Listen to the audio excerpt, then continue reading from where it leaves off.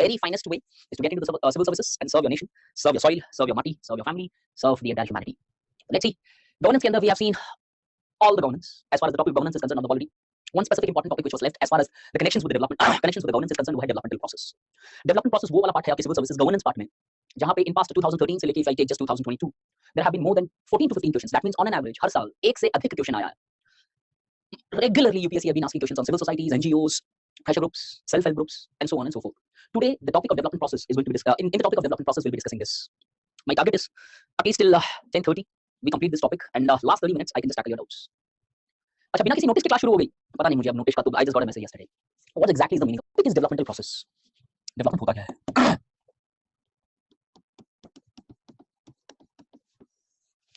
Any idea? What exactly is development? एक ही class होगी Krishna, today last class होगा मेरा, जहां पे मैं डेवलपमेंट प्रोसेस खत्म करूंगा, चाहे मुझे 10 मिनट एक्स्ट्रा कर लेनी पड़े class. Improving well-being, okay, qualitative growth, okay, that is again a fine point. Let's look into this. There are two aspects. This is not important to be known, but just to create a base. एक होता है things which are indication of your quantitative improvements. For example, science and technology can be considered as one fine instrument of quantitative enhancements, having the modern technology, access to modern technologies, affordability of modern technologies. On the other hand, the other aspect of the development is the qualitative aspect, where you do not just have the access to technology, but you also know its use. You are able to use this technology in order to improve your circumstances, in order to enhance your living standards, in order to largely enhance or enrich your life qualitatively. So frankly speaking, development is extremely value-loaded term. Why?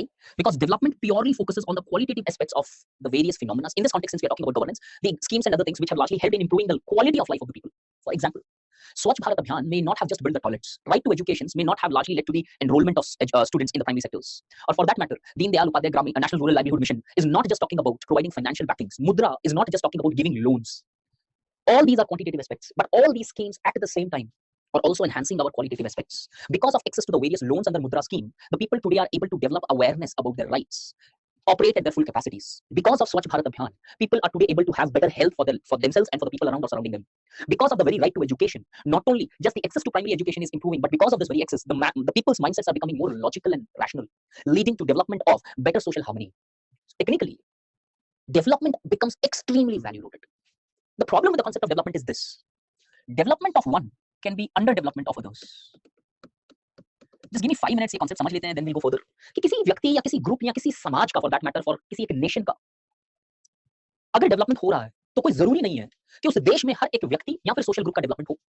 और अगर किसी group की हम बात कर रहे हैं, तो कोई जरूरी नहीं हर इंडिविजुअल उस ग्रुप के अंदर है उनका डेवलपमेंट हो.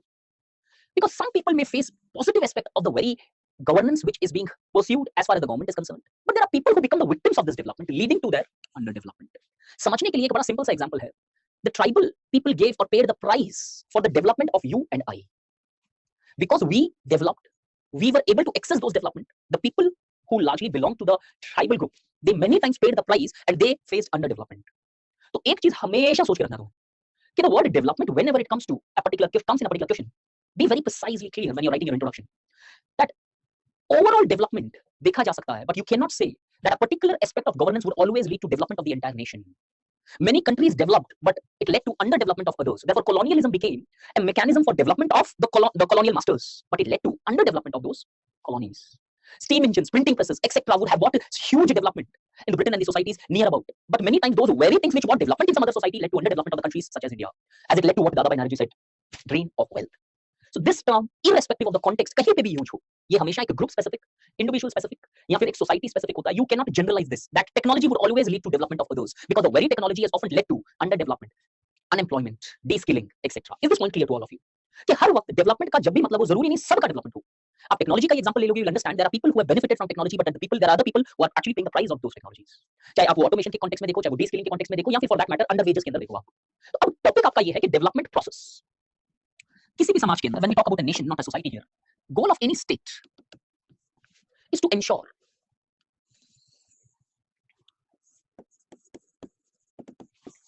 overall development. Therefore, India, if you see, in 1947, when the country became independent, the goal was to ensure development of all the sections of people. इसके लिए हमने बहुत सारे मेजर्स उठाए, चाहे वो इंडस्ट्रियल पॉलिसीज हो, चाहे आगे जाके एलपीजी हो या रिजर्वेशंस हो या फिर many 5 year plans which talked about different various aspects of different people, group specific policies, sector specific policies, people specific policies, area specific policies, targeted approach, etc.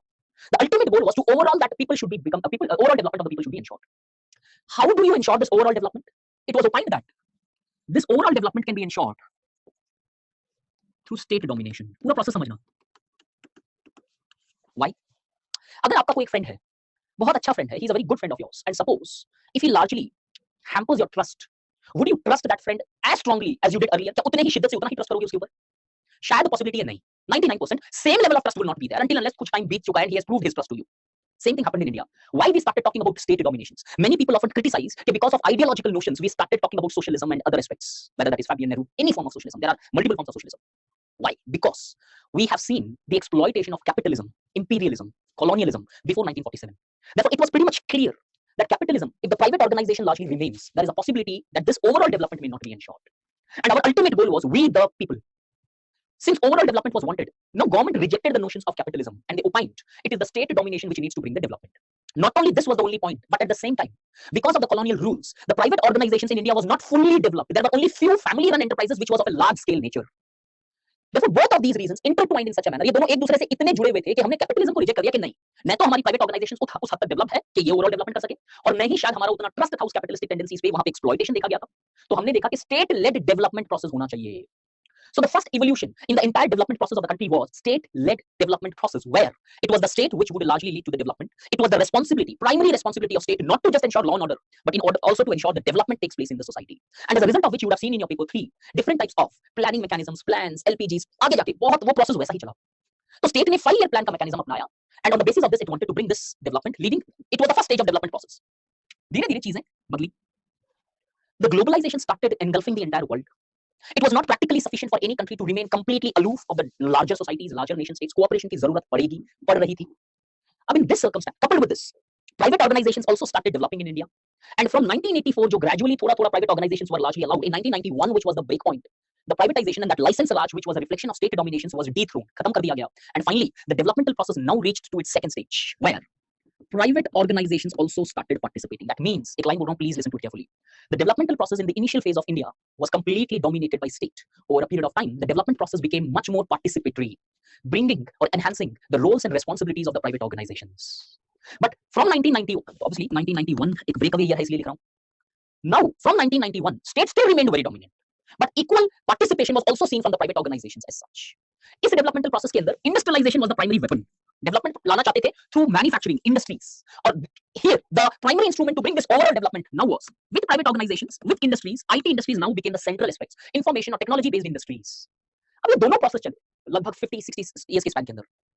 This process kept on going.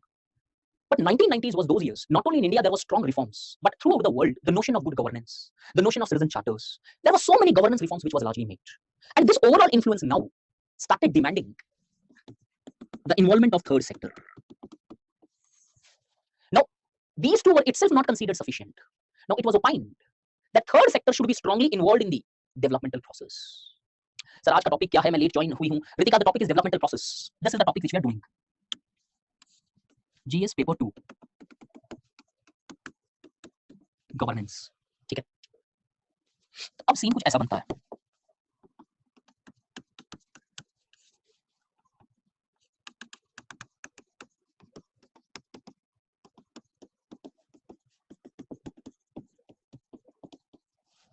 Only state was spearheading the developmental process. Participation of private started increasing over a period of time, and over a period of time, the third sector was now considered as critical, crucial for the developmental process. Kofi Annan का एक statement है, पता नहीं मैंने इस class में पहले बोला है कि नहीं. He was United Nations Secretary General, and he said that in order to tackle the modern challenges, the state needs to partner with the private organizations and the civil societies. That means, और इसको coat कर सकते हो आप, कोई scholar नहीं है, United nation के सेक्रेटरी जनरल रह चुके हैं. इनका कहना यह था कि आज के जो मॉडर्न चैलेंजेस हैं, इनको टैकल करने के लिए सिर्फ स्टेट नहीं ला सकता है डेवलपमेंट. स्टेट को पार्टनर करना पड़ेगा प्राइवेट ऑर्गेनाइजेशन के साथ, और इसी स्टेट को पार्टनर करना पड़ेगा सिविल सोसाइटी के साथ, जो एक थर्ड सेक्टर का पार्ट बनती है. अब क्वेश्चन ये आता है कि सर ये थर्ड सेक्टर है क्या?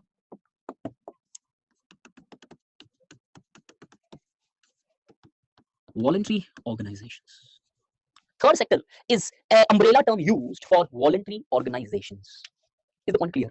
कि धीरे-धीरे आज डेवलपमेंटल प्रोसेस इंडिया में ऐसा है where this voluntary organization is playing a very crucial role. अब इस वॉलंटरी ऑर्गेनाइजेशन को एक अम्ब्रेला टर्म माना जाता है. What comes under voluntary organisation is our syllabus.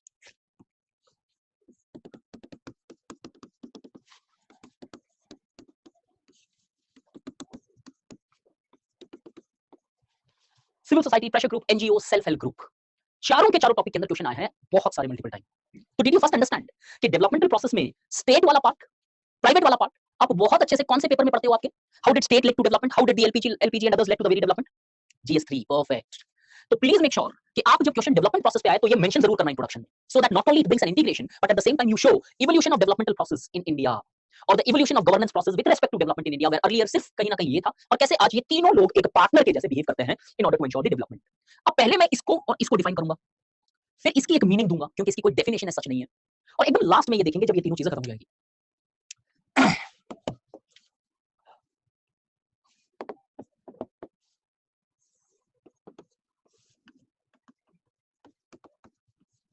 What is the meaning of pressure groups? किसे बोलते हो pressure groups? Any idea? क्या यार? Any person who has an idea what exactly is a pressure group?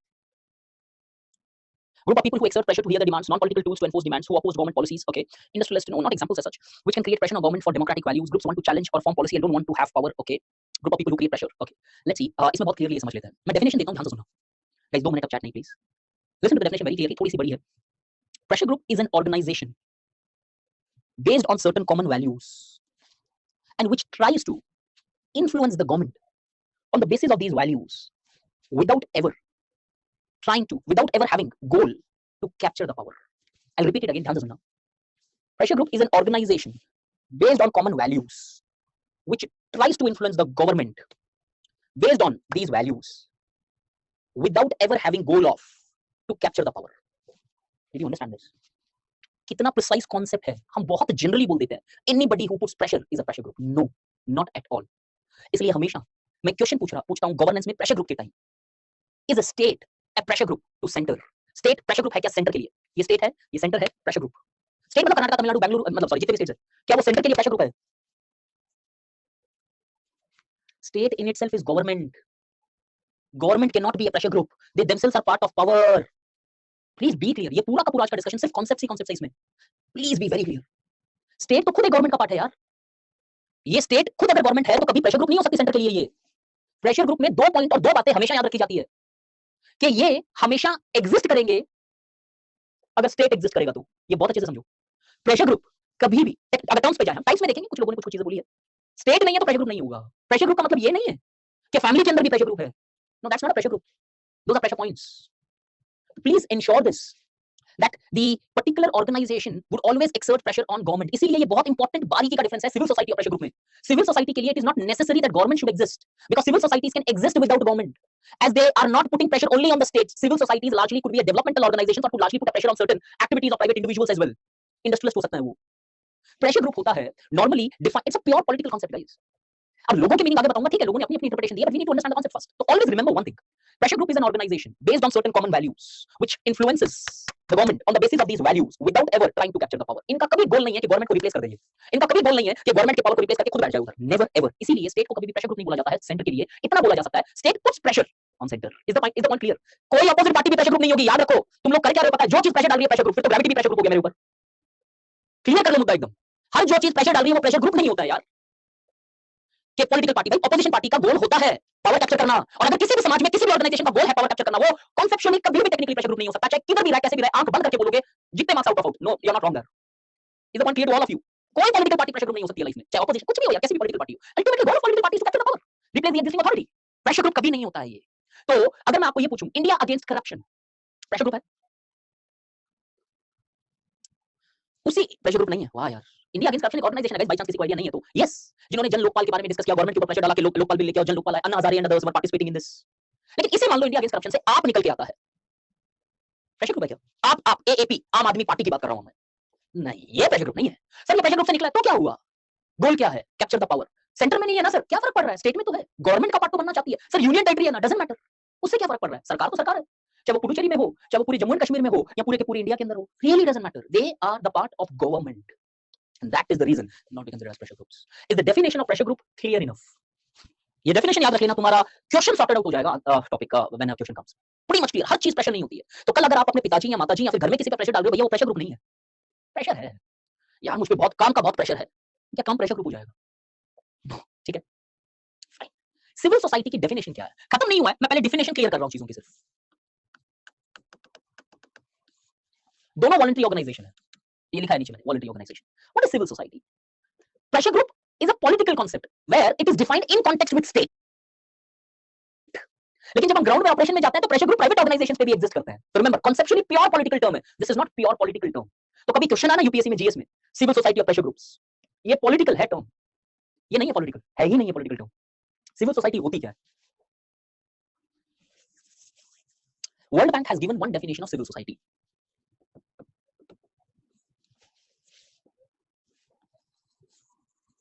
Any organization,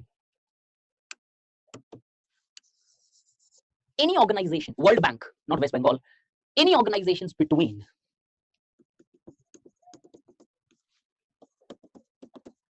family and state is a civil society. I mean, इस definition से ये पता चलता है कि सिविल सोसाइटी के हाथ पांव नहीं होते हैं। Any organization between these two, it's purely a civil society. अब मेरा क्वेश्चन ये आ रहा है, just I want to understand from your perspective, ये दो टर्मिनोलॉजीज क्यों यूज की गई है by World Bank? Why World Bank has defined civil society in such a fashion?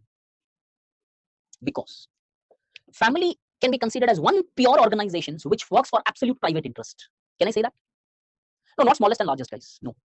Private interest के लिए काम करती है, वो एक ऐसी ऑर्गेनाइजेशन है प्योरली कि अपने फैमिली मेंबर्स के लिए ही ये काम करेगी। कभी भी अगर बात दूसरे के साइड की आएगी तो ज्यादातर फैमिली वाले मेंबर्स का वेलबींग के लिए फैमिली इंश्योर करती है कि नहीं इसकी पढ़ाई अच्छे से हो जाए, जो भी इंटरेस्ट है।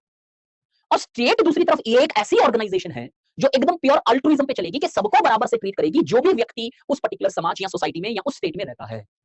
So it is largely operating on pure altruism, सबके लिए। Pure egoism, this is just a word I am using here, world Bank has not used it. Pure egoism का मतलब सिर्फ अपने लिए, अपने का मतलब फैमिली मेंबर्स के लिए। यहाँ पे a World Bank says any organisation which comes in these in between these two, इसका मतलब क्या है? not family and state, इसका मतलब ये है any organization which operates purely on the private interest members, or it operates only it operates for the entire society, these two are not civil society. समझ में आया? ये दोनों सिविल सोसाइटी नहीं है, इसके बीच में कोई भी ऑर्गेनाइजेशन है वो सिविल सोसाइटी है। तो मेरा एक सिंपल सा क्वेश्चन ये है, what about private organization? Private organisations का क्या? Infosys, Wipro, Microsoft, Apple, etc., etc., etc. उनका are they civil society? They are not. लेकिन क्या इसके बीच में आएगा क्या वो? नहीं आएगा। क्यों नहीं आएगा? बिकॉज आपने वर्ल्ड बैंक की आधी अधूरी सिर्फ ये दो टर्म को पकड़ लिया। वर्ल्ड बैंक ने एसेंस को नहीं पकड़ा कि कोई भी ऑर्गेनाइजेशन प्राइवेट इंटरेस्ट के लिए काम कर रही है, जो भी उनके मेंबर्स हैं, और सबके लिए काम कर रही है, वो नहीं है सिविल सोसाइटी। तो वर्ल्ड बैंक चाहता तो यहाँ पे प्राइवेट ऑर्गेनाइजेशन लिख सकता था, लेकिन ये प्राइवेट ऑर्गेनाइजेशन से लिखते ही दिक्कत ये हो जाती कि फिर ये फैमिली भी लोग सिविल सोसाइटी मानने लगते हैं। Family is a form of civil society. Ultimately this organisation and these organisations are operating for the respective people, respective owners जो भी है उधर ऑर्गेनाइजेशंस में, उनके वेलबींग के लिए कर रहा है। That means private interest absolute term के अंदर, स्टेट सबके लिए। इतना बड़ा सिविल सोसाइटी नहीं हो सकता, वो स्टेट होगा। So therefore, civil society is any organization which comes between family and state. From this context, World Bank opines that any organization which operates for private interests or which operates for the interest of all the sections, both cannot be classified as a term, both cannot be classified as civil society. इन दोनों के बीच में जो न absolute members के लिए है और न सबके लिए है, वो सिविल सोसाइटी है। फॉर एग्जांपल, ऐसी ऐसी ऑर्गेनाइजेशंस है जहां पे कुछ एग्जांपल दूंगा। यूनाइटेड सिख, वर्ल्ड बैंक ने जो दिया वो बता दे रहा हूं।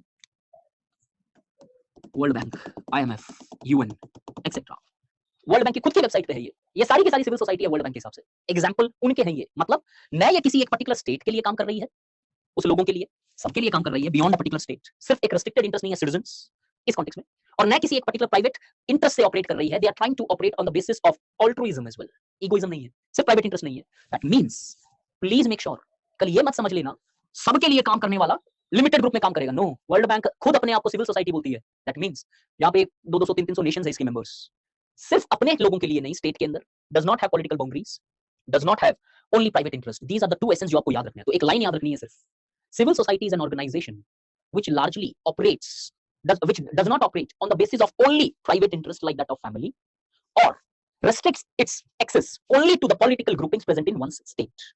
It's an organization as defined by World Bank which comes in between these two. इनके बीच में कोई भी आए वो सब सिविल सोसाइटी है। अब ये डेफिनेशन बड़ी घातक सी है, बिकॉज हर चीज इस वर्ल्ड में इन दोनों को छोड़ के इधर उतारी जा सकती है, और अगर मॉडिफाई करते चले जाएं तो ऑलमोस्ट बहुत सारी चीजें इनके भी इधर आ सकती है। अब अगर कभी आपको यूपीएससी में क्वेश्चन पूछे डिफाइन सिविल सोसाइटी, यस पहले ये लिखोगे ताकि प्योरली एक ऑर्गेनाइजेशन बेस्ड आप किसी को बैक करने के लिए अपने एसेंस को बैक करने के लिए ये लिखो पहले, फिर पूरी डेफिनेशन ये वाली चिपका देना। लिखना क्या है? Civil society is an organization based on certain common values which tries to influence policies of government and beyond government to improve the well-being of the people. उधर सिर्फ beyond government एक वर्ड ऐड कर देना ताकि सिर्फ government से relationship नहीं है, ये इन्फोसिस के प्रोजेक्ट्स के लिए भी काम कर सकती है या उनको अपोज भी कर सकती है। Is the point clear? Hindi में, अरे यार डेफिनेशन हिंदी में करना थोड़ा सा दिक्कत हो जाएगा। ऐसे लिखना definition, civil society after writing one liner here, according to World Bank civil society any organisation between these two, फिर लिखना in other words civil society is an organisation based on certain common values which tries to influence government or private organizations to ensure the well-being of the people। ये लिखना definition, ताकि government इधर आएगा, सिर्फ beyond government लिखते ही proper essence हो गया, क्योंकि दोनों at the end voluntary organisation है।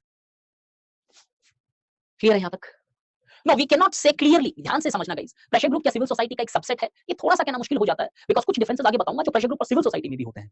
प्रेशर ग्रुप्स अगर हम देखें, थोड़ा सा एक बार देख लेते हैं, अब ये डिफरेंस आएगा नहीं समझ, just give me some times, मैं थोड़ा सा टाइप से एक बार कर दूंगा, यू विल अंडरस्टैंड। अब पहले देखेंगे प्रेशर ग्रुप्स।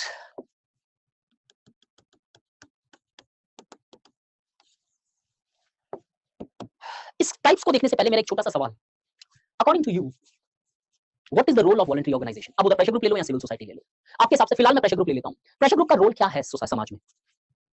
प्रेशर ग्रुप अच्छे होते हैं या बुरे होते हैं? Pressure groups are good, okay, well being perfect, ठीक है। बार बार वेल बीइंग का कांसेप्ट कौन यूज कर रहा है? या तो पॉल साइंस वाले लोग हैं ये, या फिर सोशियोलॉजी वाले लोग हैं। ट्रांसपेरेंसी वेरी गुड यार, अच्छा एटलीस्ट वो गुड गवर्नेंस वाली चीजें याद तो रखो यार, लाइफ में फंस जाओ ना कभी भी प्रेशर ग्रुप और सिविल सोसाइटी के क्वेश्चन में, वो 7-8 कैरेक्टरिस्टिक्स जो मैंने गुड गवर्नेंस की बताए थे याद रख लेना।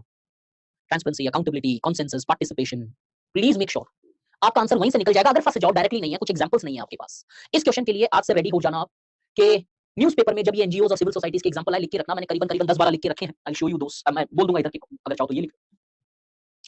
मेजॉरिटी एटलीस्ट मुझे ये बोल रहे हैं कि अच्छा होता है सर, आपका क्लास का फ्लो चार्ट बहुत काम आता है आंसर राइटिंग में। यस, फर्स्ट क्लास वाला फ्लो चार्ट आपके पूरे गवर्नेंस का सॉल्यूशन है रामबाण, इंट्रो बॉडी कंक्लूजन वहीं से निकल आएगा आपका। अब लेट्स सी टाइप्स क्या है, आप लोगों ने सीधा सीधा जवाब दे दिया मुझे कि अच्छा होता है, ठीक है। देखिए मैं एक देखो बहुत सारे लोग हैं जिन्होंने क्लासिफाई किया है, फिलहाल जीएस कर रहे हैं तो एक क्लासिफिकेशन लेके चलेंगे।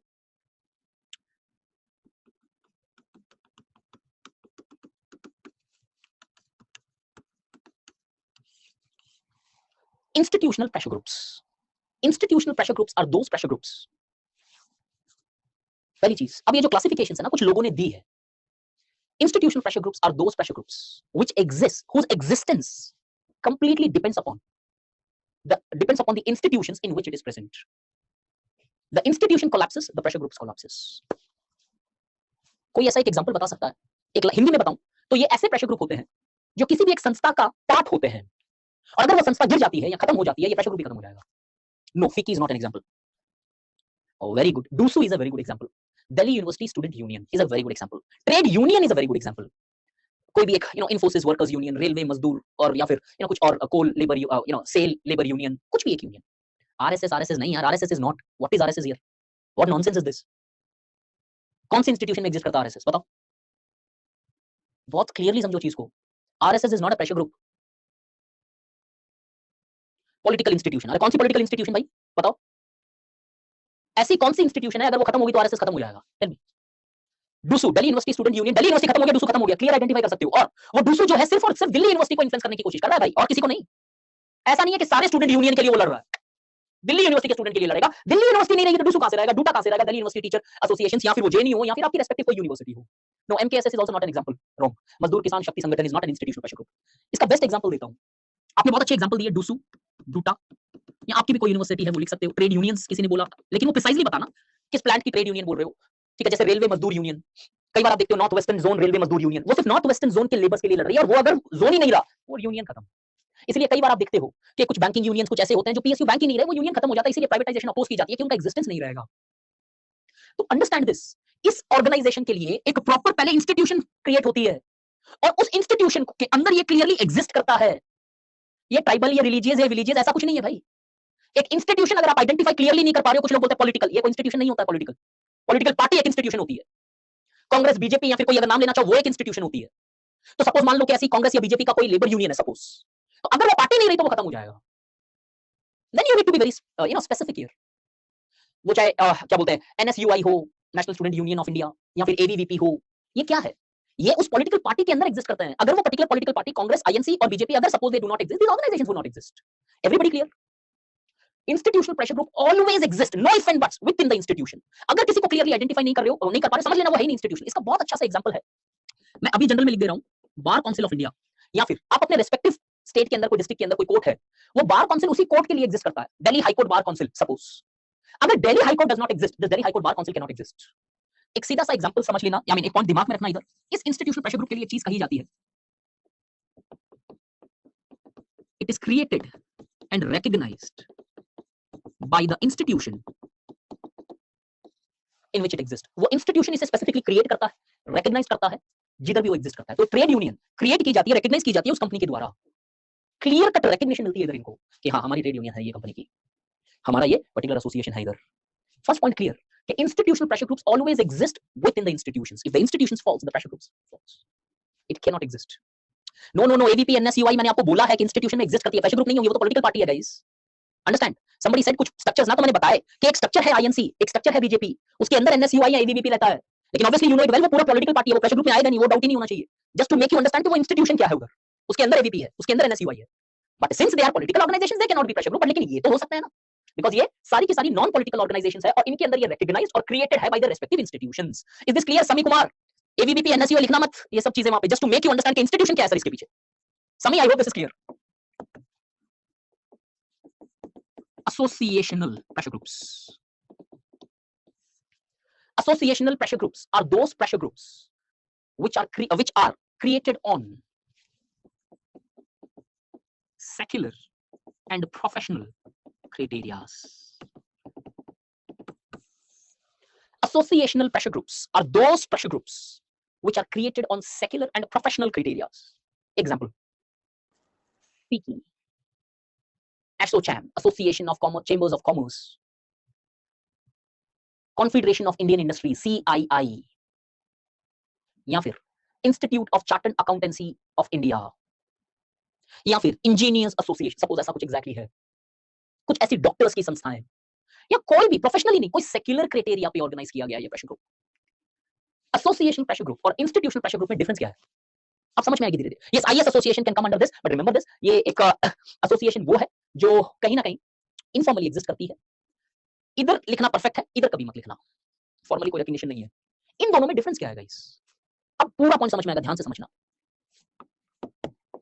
इंस्टीट्यूशनल प्रेशर ग्रुप की जब बात करते हो आप, एक इंस्टीट्यूशन है, लेट्स टेक इंफोसिस, इसके अंदर एक ट्रेड यूनियन है। एसोसिएशनल प्रेशर ग्रुप की जब बात करते हो आप,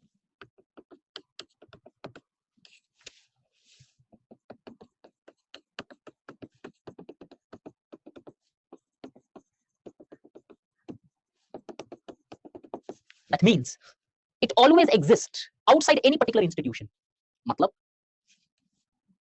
example CII, confederation of Indian industries, जितनी इंडियन इंडस्ट्रीज है, जस्ट एग्जांपल ले रहा हूं, Infosys, may be Wipro, may be Reliance, may be Ambanis और टाटास और बिरलास, सब कोई इस ऑर्गेनाइजेशन का पार्ट है।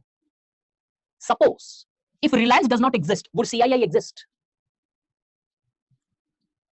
Yes, but suppose if Infosys does not exist, would this trade union exist here? Not possible. That means it only lies within a particular institution. It is not a part of any precise institution. Therefore, its existence is not dependent on any particular institution as such. Further, this is always recognized, many times formally, legally backed by laws as well. Rights, duties, sub, MOA, some mentioned hoti hai idhar. There is no formal recognition to this. That means you have freedom to come out of it any day, and this organization is not going to be, guided by any particular rules or regulations which is applicable to this particular aspect. ये अपना एक rules formal aspects रहेगी, जिसको ये follow करेंगे। नहीं करना चाहो तो मत करो, निकल जाओ बाहर, चलेगा। तो किसी भी एक इंस्टीट्यूशन के अंदर CII एग्जिस्ट नहीं करती है कि इंफोसिस में एग्जिस्ट करती है। नो, ये एक इंस्टीट्यूशन में ही करेगा और उसी इंस्टीट्यूशन से रिलेटेड एस्पेक्ट रहेगा यहाँ पे। So therefore associational pressure groups are those pressure groups which are formed on the professional and secular criterias. कोई भी प्रोफेशन जो है उनकी CII का फुल फॉर्म है Confederation of Indian Industries. Indian industries कई बार आती है ना, CII की कुछ रिपोर्ट्स आई है इंडस्ट्रियल ग्रोथ के ऊपर या किसी और चीज के ऊपर। ASSOCHAM, association of chambers of commerce, and ऐसा कुछ एक फुल फॉर्म है उसका एसोचैम का। वैसे ही NASSCOM, national association for software या कुछ ऐसा एक और एसोसिएशन है, किरण मजूमदार इनकी एक बार चेयरमैन हुआ करती थी। ये सारे क्या, बहुत सारी इंडस्ट्रीज एक साथ आके एक एसोसिएशन में जुड़ जाता है, लेकिन इनके पास फ्रीडम है, वो निकल सकते हैं अपने। लेकिन इधर हमेशा एक इंस्टीट्यूशन में रहेगी। एक बेस्ट एग्जांपल इसका है, कोई भी डॉक्टर यूनियन, कोई भी XYZ यूनियन, लॉयर यूनियन भी इधर आ सकती है, प्रोवाइडेड वो बार काउंसिल नहीं हो भाई। कोई एक लॉयर का ऐसा है, you can largely have that. But bar council of India purely institutional है, वो इंस्टीट्यूशन खत्म, ये खत्म। इधर कोई जरूरी नहीं है, CII अगर कल नहीं रहेगा तो इन्फोसिस तो रहेगा ही रहेगा दोस्त, टाटा रहेगा ही रहेगा। ऐसा नहीं है CII खत्म ये खत्म, no that's not in particular aspect. एक और इंपॉर्टेंट प्रेशर ग्रुप आता है, नॉन एसोसिएशनल प्रेशर ग्रुप्स। अभी थियरी लग रही है सारी चीजें, आगे आते ही पूरा गवर्नेंस हो जाएगा इसमें, ऑब्वियसली थोड़ी थियरी समझनी पड़ती है। Non associational pressure groups are those pressure groups which are formed on the basis of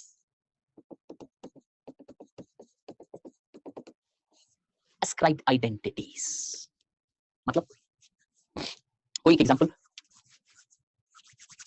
जल्दी गाइस, थोड़ा सा please. Karni Sena, very good.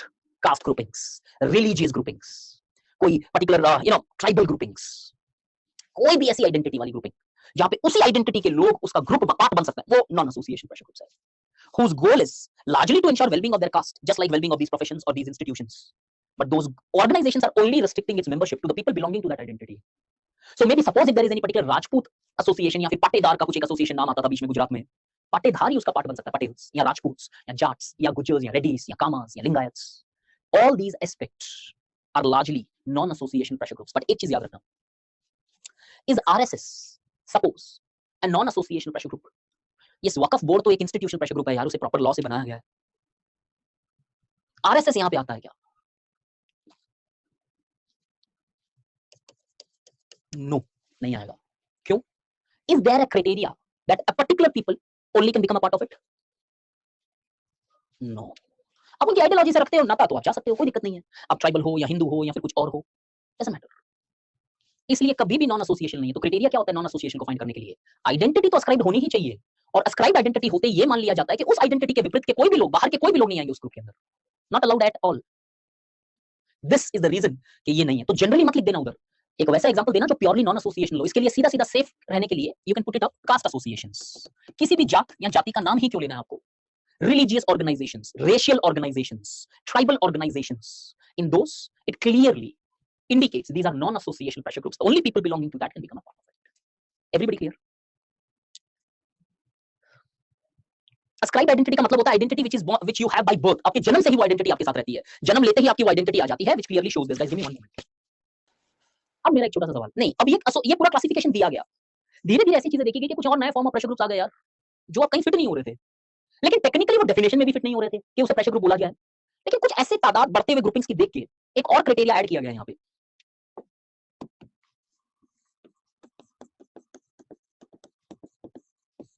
ये क्लासिफिकेशन किसी सोशियोलॉजिस्ट का नहीं दिया हुआ है, पहले क्लियरली याद रखना। कुछ बच्चे एनोमी देखते सोशियोलॉजी, नो, ये पॉलिटिकल साइंटिस्ट थे, ठीक है?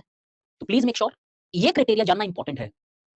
क्लासिफिकेशन इनिशियली ये थी, बट कुछ ऐसी ग्रुपिंग समाज के अंदर बढ़ती चली गई, पीपल स्टार्टेड एडवोकेटिंग कि यार ये जो ग्रुपिंग है, एक्स मान लो, ये प्रेशर ग्रुप तो नहीं है डेफिनेशन के हिसाब से, बट राइज करती जा रही है, क्या किया जाए? तो एक क्राइटेरिया बनाया गया, anomic pressure groups. What are those pressure groups? ध्यान से सुनना please. They are not theoretically pressure groups. They were large. This criteria was created in order to largely study a particular specific nature of groupings, which was not possible in the following classification. Anomic pressure groups are those pressure groups whose motto is to wither away the state and establish its own power. I'll repeat. Anomic pressure groups are those pressure groups whose motto is to capture the power by force, not by talks, by force. Force से state को गिराना चाहता है। अब समझ में आया क्यों थियोरेटिकली ये प्रेशर ग्रुप नहीं है? Because pressure groups never have that motto of capturing the power. अब इस ग्रुपिंग्स को क्यों बनाया गया? ताकि हमें पता चल सके कि Al Qaeda, ISIS, Indian Mujahideen, Naxals या XYZ किस तरीके से are also certain groupings neither studied under ascribed identities. कोई तीनों ग्रुप के अंदर नहीं पढ़ सकते, because ultimately they want to pressurise the government. Pressure government पे ही है, किसी एक व्यक्ति ऑर्गेनाइजेशन पे नहीं है। They want to pressurise the government, throw away the government, put themselves into that particular positions. So technically this is not a pressure groups, but it has developed in recent times in order to understand the activities of these what you so called non-state actors, जो internal security में आप पढ़ते हो। But again my point is not to discuss the non-state actors here, जो आपको internal security में अच्छे से देखा जाएगा या पढ़ाया जाएगा। Point is, अब मेरा छोटा सा क्वेश्चन है, कोई भी टेररिस्ट ऑर्गेनाइजेशन याद रखना इधर लिख सकते हो, जो मना है वो टेररिस्ट ऑर्गेनाइजेशन लिख लो। कोई भी ऐसी ग्रुपिंग जो वायलेंट तरीके से स्टेट पावर कैप्चर करना चाहती है, वो इधर आ जाएगा। अब now tell me, are pressure groups good for the society? शायद समझ में आएगा कि ये टाइप्स करने क्यों जरूरी होता है। Anomic pressure groups and terrorist organisation has no difference. Terrorist organisations को ही बताने के लिए एनोमिक प्रेशर ग्रुप बनाए गए हैं भाई। प्रेशर ग्रुप इज गुड और bad? Now don't you think it depends upon the types of pressure groups which are present? Certain pressure groups can be good. Certain can be good only for certain sections. Certain can be uniformly bad for the developmental process. अब UPSC अगर आपको ये question they, voluntary organizations not only promote development but also hinder the development which they emphasize. Do you have the capacity to write it? Yes, Naxal would be economic pressure groups, guys, because the goal of Naxalite today is to overthrow the state. इसका नाम सुना है, red corridor. चलो लाल से भी लिख दिया, red corridor. Red corridor को एस्टैब्लिश करना चाहते हैं नक्सल्स। सो क्वेश्चन रिपीट करने के लिए नहीं, क्वेश्चन मेरा सिंपल सा ये था कि अगर यूपीएससी में ये पूछा जाए, voluntary organisations beside bringing development becomes the base hinders the very development, discuss. Can you now show why there are certain voluntary organizations which are largely present? There could be a threat to development as the development can become caste-based, religion-based, gender-based, or XYZ-based. Further, certain categories of pressure groups may also hinder development, as these categories of pressure groups, as highlighted, many times often preach violent ideologies, and that is not the right approach to bring development in any society. पक्का clear यहां तक types of pressure group से? अब थोड़ी सी और ज्यादा clarity करते हैं। चाहता तो सीधा रोल डिस्कस कर सकता था, 2 घंटे में क्लास खत्म हो जाती, बट वो आपको रट्टा मारना पड़ता। फिर अब शायद आपको रोल कभी रट्टा नहीं मारना पड़ेगा। 4 टाइप के याद रख लिए, दिमाग में फिट है अब। अच्छा ऐसा है तो ऐसा, ऐसा है तो ऐसा, और लास्ट में बता दूंगा कि रोल क्या है। एक और थोड़ा सा डीपर देखते हैं, अंडरस्टैंड। इच्छा है जाने की तो देखता हूं, नहीं तो मैं सीधा सीधा टॉपिक पे आ जाता हूं। चले चलो एक और जर्नी पे जाते हैं आज। सिविल सोसाइटी के कितने टाइप्स होते हैं? अब जो बोलूं वो फिट कर लेना दिमाग में। बाई चांस तुम्हें ऐसा लगे कि नहीं सर गवर्नेंस में मुझे कोई पॉलिटिकल साइंटिस्ट की थियरी से नहीं लिखना है, कोई बात नहीं है, ये याद रख लेना। सिविल सोसाइटी अच्छी होती है या खराब होती है? बोथ। बोथ तक तो तुम्हें लाके छोड़ दिया मैंने, फिर तुम अपने आप चले जाओगे मेरे से ज्यादा इंटेलिजेंट हो। पहला, charity based organisations. Very very important ये slide, very important. Charity based civil societies होती है कुछ। मैंने प्रेशर ग्रुप्स के आपकी डेफिनेशन बताई, टाइप्स बताए, सिविल सोसाइटी की डेफिनेशन बताई, मीनिंग बताया, टाइप्स बता रहा हूं। चैरिटी बेस्ड ऑर्गेनाइजेशन क्या होती है? दोज ऑर्गेनाइजेशन, दो सिविल सोसाइटी, ऑर्गेनाइजेशन बोलते सिविल सोसाइटी मानना, दो civil societies who largely provide donations for the developmental activities. ये पैसा करते हैं डोनेट, ये लीजिए काम कीजिए, डेवलपमेंट कीजिए। चैरिटी बेस्ड सिविल सोसाइटीज एक और नाम से जानी जाती है donation based civil societies. Point clear है यहां तक कि ये कौन सी सिविल सोसाइटीज होगी जो सिर्फ सिर्फ सिर्फ to the power of n एक ही काम करेगी, डोनेशन देंगे। They'll give the donations. Any examples which you have? नहीं ट्रस्टीज मत लगाओ, ट्रस्ट लगा सकते हो। ट्रस्टीज तो एक कुछ लोगों की बात कर रहे हो आप, ट्रस्ट लगा लो कोई। बहुत सारे ऐसे ट्रस्ट मिलेंगे आपको जो डोनेट करते हैं, पैसा देते हैं। ये कि ठीक है आप साहब ये थोड़ा सा विधवा आश्रम के लिए हमें चाहिए, ये सब बच्चों बाल गृह के लिए हमें चाहिए, या फिर ये सड़कें बनाने के लिए साहब हमें ये पैसा चाहिए, ये लीजिए, ऐसा दे दिया, ठीक है। Donation thing, not IMF। गलती से मत लिखना, धीरे धीरे चलते जाओ एक बार। अच्छा तिरुपति टेंपल भी ऐसे डोनेशन देती है क्या? नॉट श्योर, बट अगर कुछ ऐसा है तो कुड बी वन। हाँ, बीइंग ह्यूमन इस टाइप की ऑर्गेनाइजेशन है जो पैसा देती है, बट अगेन अभी फिलहाल मैं किसी का नाम नहीं यूज करूंगा। क्यों नहीं करूंगा आपको बताता हूं। Second type of civil society is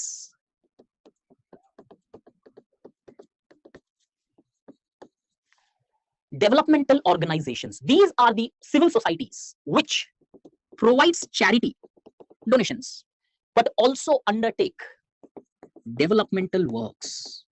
वो खुद जो ऑर्गेनाइजेशन है डेवलपमेंटल काम भी करवाती है, सिर्फ पैसा देके नहीं छोड़ते। ये पैसा तो देते हैं ये, बट साथ ही साथ में खुद भी स्पीयर हेड करते हैं कि ये ऑर्गेनाइजेशन दवाइयां दे रही है, सड़कें बनवा रही है, या फिर कुछ ऐसी चीजें हेल्थ या किसी भी एक प्रकार के अंदर they are doing their developmental work as well, which is more broader organisation in these two. ये सिर्फ डोनेशन देगी, ये डोनेशन के साथ साथ डेवलपमेंटल वर्क भी करेगी। आज के टाइम पे there are very few organisations which focuses here. इसीलिए जो आप लोगों ने कहीं एग्जांपल दिए था कि टाटा, नंदन नीलकनी, यस, या फिर अजीम प्रेम जी, अब प्योर चैरिटी बेस्ड ऑर्गेनाइजेशन मिलती ही नहीं है, बहुत रेयर है। कुछ ट्रस्ट होंगे जो स्पेसिफिकली ज्यादातर रिलीजियस या उस नेचर से चलते हैं, but beyond that if you see, one second, charity based organization only provides donation and funds. Developmental organization beside providing the funds they also largely do developmental works. कौन सी बेहतर है? आपको क्या लगता है, आपका ओपिनियन चाहिए, फर्स्ट वन या second one? Out of these two, ध्यान से समझना, मैं एक साथ करते जाऊंगा evaluation. The second one is much more, I mean, second one is much more positive when compared to the first one. Why? There is a reason. Charity-based organizations, the donations which they give the donation and they forget the donation. They do not keep an accountability of those donations which they provide. And as a result, there's one organization called as charity alliance, which was banned by Ministry of Home Affairs as it was largely funding the separatist tendencies in Jammu and Kashmir. ये organisations fund देती है, लेकिन fund ज्यादातर तो नहीं बोलूंगा, but at least fund misuse होता है बिकॉज ये कभी भी अकाउंटेबिलिटी नहीं रखते उस फंड के। डेवलपमेंटल ऑर्गेनाइजेशन, सर फंड तो ये भी दे रही है, right, but the fund giving process of developmental organisation is much more stringent as they ensure the accountability of the funds which they provide, unlike these organizations. The best example here would be Bill and Melinda Gates Foundation. This organization performs both these work, but they cannot be just equated to charity based because their charity in itself is very stringent. To get a fund from Bill and Melinda Gates Foundation is much more difficult than getting a fund from the respective government of a particular state. उससे भी ज्यादा difficult है, because you would have to certainly prove the viability of your project, also ensure that you regularly update the organizations about the fund given, and also ensure that the fund given is only used for those activities for which it was meant. So for example, 2.5 lakh रुपए अगर मुझे किताब खरीदने के लिए मिला है, तो मैं इसे टॉयलेट या बिल्डिंग कंस्ट्रक्शन में नहीं यूज कर सकता हूं। You would have to only buy books. Tied funds होते हैं यहाँ पे। Is the point clear? Okay. इन तीनों से आगे जाएं। शिवाजी का नाम सुना है क्या? Shivaji is a very good example. इस फ्राइडे को यार थलाई भाई की पिक्चर रिलीज होने वाली है, रजनीकांत साहब की। थोड़ा सा जाके देखो यार, लाइफ है, लाइफ के जैसे रहो, लाइफ के जैसे जियो। पढ़ाई एक पार्ट है लाइफ का, करो, बट जीवन में उससे आगे भी कुछ है, ठीक है। अब मैं किसी पिक्चर का प्रमोशन नहीं कर रहा हूं, जैसे आपको बता रहा हूं। शिवाजी मूवी अगर आपने देखी है तो अब Shivaji foundation would come under this. अब ऑब्वियसली ये पिक्चर का नाम है, जस्ट आपको समझाने के लिए। वो सड़कें बना रहे हैं, रोड्स बना रहे हैं, ये वो बहुत सारी चीजें बनाते हैं उस मूवी में। ये डेवलपमेंटल, ये कोई काम खुद नहीं करेगी, सिर्फ पैसा देगी, भूल जाएगी। ये खुद भी करती है और पैसा जो देते हैं उसका एक हिसाब मिलता है इनको, और हिसाब रखना पड़ता है रेस्पेक्टिव ऑर्गेनाइजेशन को। थर्ड है राइट बेस्ड ऑर्गेनाइजेशन। थोड़ा फास्ट करते हैं।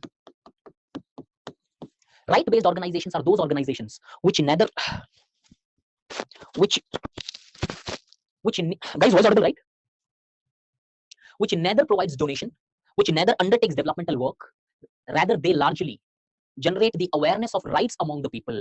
ये कोई डेवलपमेंटल काम नहीं करते हैं ना, पैसा वैसा कुछ आदान प्रदान या फिर डोनेशंस होता है। अल्टीमेटली इनका सिर्फ एक काम है कि ये ऑर्गेनाइजेशंस राइट की अवेयरनेस को प्रमोट करते हैं। One very good example here could be human rights की कोई ऑर्गेनाइजेशंस, पीटा, एनिमल राइट्स की ऑर्गेनाइजेशंस, या फिर कोई ट्रांसजेंडर्स हो, वुमेन्स हो, कोई भी organisations. In fact India against corruption is a very good example of awareness building process as far as the civil societies are concerned. दोनों में से कौन सी बेहतर है आपके हिसाब से? डिस्ट्रिक्ट लीगल सर्विस अथॉरिटी, क्या मतलब यार, कुछ भी एग्जांपल देना होता है। Amnesty International is a good, Transparency International is a good. District Legal Service Authority civil society है क्या यार? मतलब आप लोगों को अगर मैं ये बोलूं कि राइट बेस्ड ऑर्गेनाइजेशन है तो कोई भी राइट है वो सब सिविल सोसाइटी, तो क्या जुडिशरी भी सिविल सोसाइटी है फिर? कर क्या रहे हो यार? कोई बात नहीं है शिवम, अगर कंफ्यूजन है तो ठीक है, अंडरस्टैंड। पहला अगर बेस में ये कंफ्यूजन आता रहेगा तो दिक्कत होगी ना। अरे वो गवर्नमेंट ऑर्गेनाइजेशन है, हर राइट तुम लोग वही काम कर रहे हो। जो प्रेशर डाल रहा है प्रेशर ग्रुप, जो राइट कर रहा है वो सिविल सोसाइटी। अरे राइट्स गवर्नमेंट ऑर्गेनाइजेशंस भी करती है, वो सिविल सोसाइटी है क्या? पहले तो उसको उतारो सिविल सोसाइटी है कि नहीं, फिर उसको उतारो कि वो अब कौन सी में आता है। पहले तो तुम्हें ये देखना है ना वो सिविल सोसाइटी भी है क्या भाई। ये आने के बाद चेक करो कौन सी सिविल सोसाइटी है। आई hope this is clear. The government organizations which are promoting the civil rights does not make them a civil society. They are properly government organizations. ऐसे पॉलिटिकल पार्टीज भी राइट प्रमोट कर रही है, civil society नहीं होगी वो, ठीक है।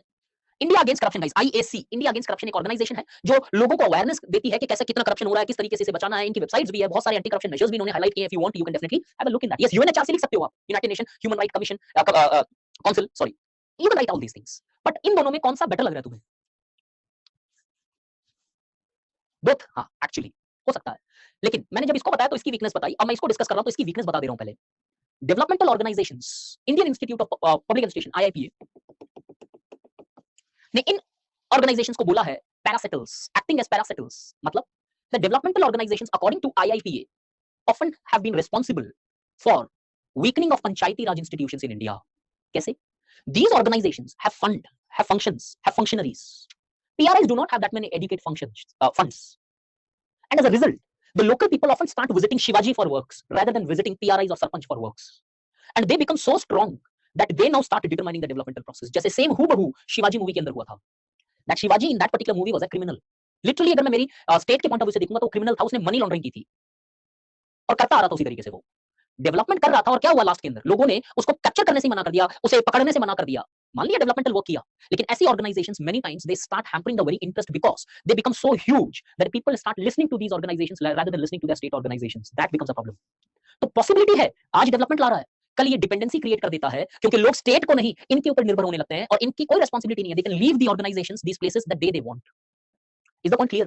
कि developmental organization starts acting as an alternative to state, and any such developmental measures is never accountable. You cannot put an accountability to these organizations. साहब यहाँ पे रोड बढ़िया नहीं बनी, मेरी मर्जी है भाई, तुम होते कौन हो मुझे बोलने वाले मैं सड़क बनाऊं यहाँ पे? नहीं बनाऊंगा, जाओ मैं जा रहा हूँ। और दूसरी तरफ इनके निकलते स्टेट अंडर डेवलप्ड है, क्योंकि आपने स्टेट को कभी डिमांड नहीं किया, अकाउंटेबिलिटी नहीं रखी, बिकॉज आप इनके ऊपर डिपेंडेंट थे। So developmental organisations can create a threat for the very development. Possibility है, खराब नहीं है सच।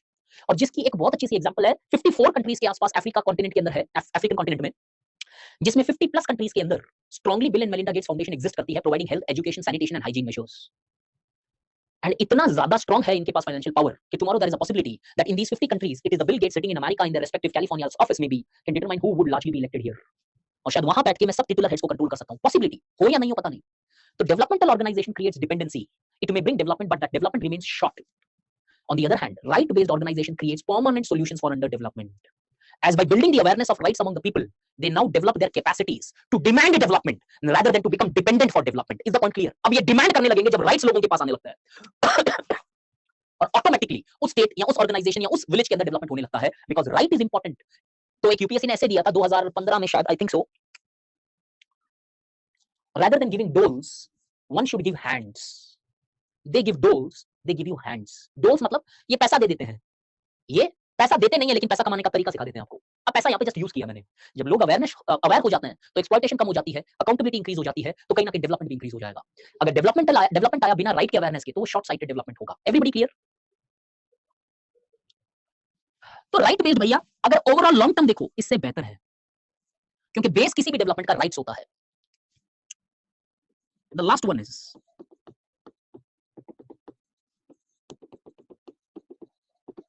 there are certain civil societies which are those organizations which neither give donations, which neither goes for developmental measures, which rather than neither promotes rights, they largely partner with the state in order to better implement the policies of the state. कि वो state के साथ partner के जैसे काम करते हैं ताकि स्टेट की जो पॉलिसीज है वो बेटर इंप्लीमेंट हो सके। इसमें सबसे बेहतरीन एग्जांपल है मजदूर किसान शक्ति संगठन। MKSS is one such organization which largely runs fair price shops in Rajasthan to ensure that the leakages do not happen from PDS systems at the level of the ration shops. Fair price shops. ये वो ration की दुकानें run करते हैं ताकि ये PDS वाली policy बेहतर इंप्लीमेंट हो सके और वो लीकेजेस कम की जा सके। तो क्या कर रहे हैं लोग? ना खुद के पैसे से कोई डेवलपमेंट ला रहे हैं, ना किसी को पैसा दे रहे हैं, ना कोई राइट्स की अवेयरनेस की बात। वैसे एमकेएसएस आरटीआई के पीछे भी था, बट इस कॉन्टेक्स्ट में मैंने इसको इधर यूज किया है कि ये एक ऐसी ऑर्गेनाइजेशन है जो यहाँ पे बहुत अच्छे से लिखी जा सकती है, organization partnering with the state. अब इसमें और इसमें कौन सी बेहतर है?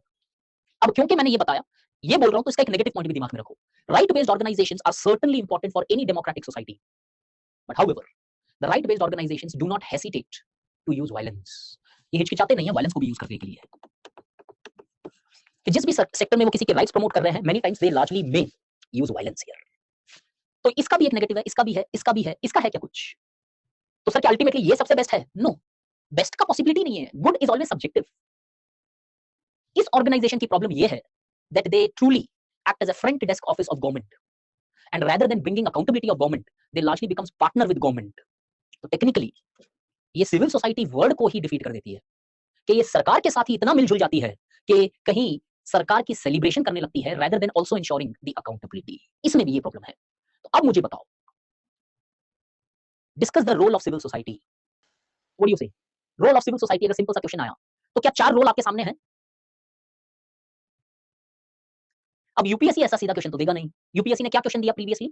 Discuss the role of civil society in technological development. देखा है प्रीवियस ईयर क्वेश्चन? ये क्वेश्चन था यूपीएससी का पेपर 2 में।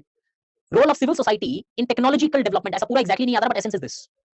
डरा दिया यूपीएससी ने पहले ही आपको, क्वेश्चन पढ़ते ही डर गए आप। कैसे? अरे टेक्नोलॉजी मतलब कैसे यार, मैं कैसे बताऊंगा ये? He just played with the fear of which you have. क्या टेक्नोलॉजी बेस्ड डेवलपमेंट के लिए डोनेशन चाहिए? क्या टेक्नोलॉजी के लिए कहीं ना कहीं डेवलपमेंटल एस्पिरेशंस फुलफिल होनी चाहिए, तब जाके शायद टेक्नोलॉजी के लिए या क्रिएटिविटी के लिए लोग भागेंगे या काम करेंगे, जब मिनिमम बेसिक चीज फुलफिल होगी? क्या टेक्नोलॉजी के लिए राइट अवेयरनेस की जरूरी है? क्या टेक्नोलॉजी के लिए सिर्फ टेक्नोलॉजी बनाना इंपॉर्टेंट नहीं है, उस टेक्नोलॉजी को स्प्रेड करने के लिए भी क्या सिविल सोसाइटी का रोल है? यूपीएससी अपने गवर्नमेंट ऑफ इंडिया का एक स्लोगन है, लैब टू लैंड। एग्रीकल्चर के कॉन्टेक्स्ट में लैब में सारी चीजें बन जा रही है इंडिया में, लेकिन वो लैंड तक नहीं पहुंच पा रही है, इसलिए शायद फार्मर्स की इनकम डबल नहीं हो पा रही है, या फिर हमारा एग्रीकल्चर में थोड़ा सा क्राइसिस चल रहा है। तो क्या सिविल सोसाइटी का रोल लैब टू लैंड पहुंचाने में भी है? आपको फंडा याद रहना चाहिए यार। अब वो चाहे टेक्नोलॉजी में पूछ ले, चाहे वो हेल्थ में पूछ ले, चाहे वो एजुकेशन में पूछ ले, चाहे वो किसी भी प्रकार का क्वेश्चन पूछ ले, तुम्हारे पास आंसर बोर्ड पे है।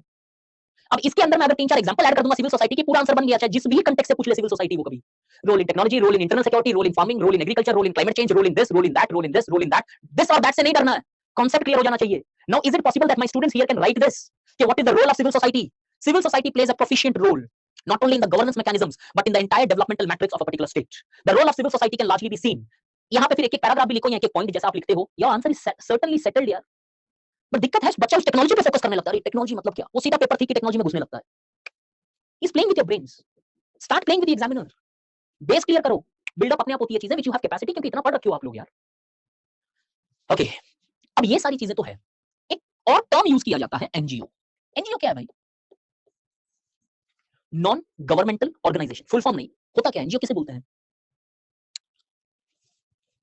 अब इसको समझाने के लिए एक चीज दिखा रहा हूं, ध्यान से समझना। मार्क्स का नाम सुना है?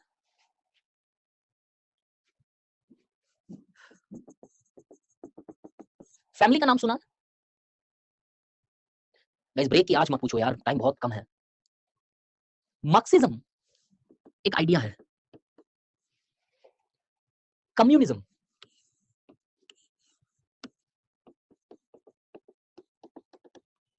इसका मैनिफेस्टेशन है।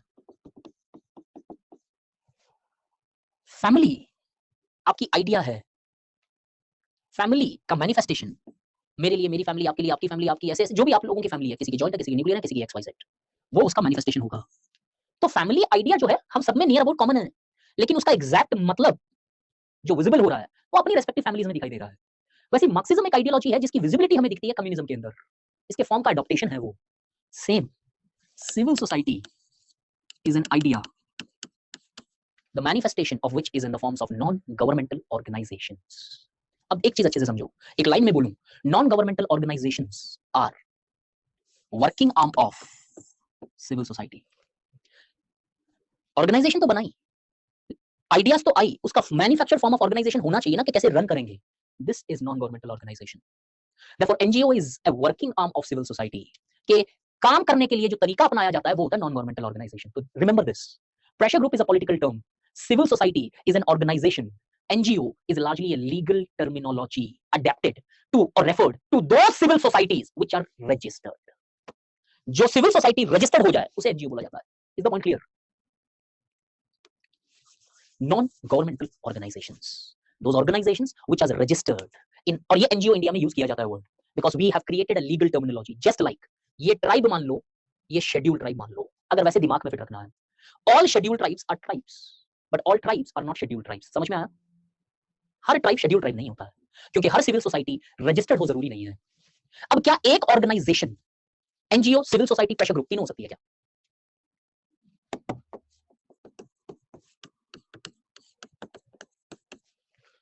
इज देयर अ पॉसिबिलिटी तीनों एक ही ऑर्गेनाइजेशन हो सकती है? यस, एग्जांपल दे देता हूं।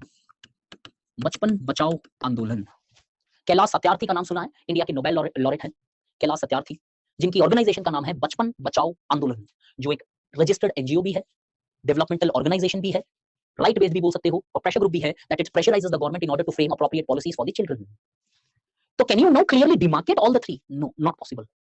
Only in the books there is so clear difference between types, but in reality an organization may perform all the functions together. मजदूर किसान शक्ति संगठन is developmental organization, right based organization and organization engaging with state, तीनों चीजों में लिखी जा सकती है। as we often see it has been performing all the three functions together. तो अब अगर पूछा जाए role of civil society, can you write it? because ultimately guys तुम्हें सीखना यह है कि कंटेंट का बेस ऐसा बनाओ कि हर जगह आपके पास वो रिफ्लेक्ट होता रहे ब्रेन में। I always say I cannot teach anybody anything, I can only make them learn how to learn। दिमाग खुल जाना चाहिए सिर्फ, फिर आप कर लोगे। अब मुझे ये बताओ, एक और कॉम्प्लिकेटेड क्वेश्चन दे रहा हूं, discuss the evolution of civil society in India after independence. Can you write it? Discuss the evolution of civil society in India after independence. This is the evolution. Charity से start करते हैं, development तक आते हैं, right based आता है, और finally आज उस पे हैं जहां पे ऑर्गेनाइजेशन पार्टनर कर गई, जो कॉफी आनंद बोल रहे थे स्टेट के साथ। Clear?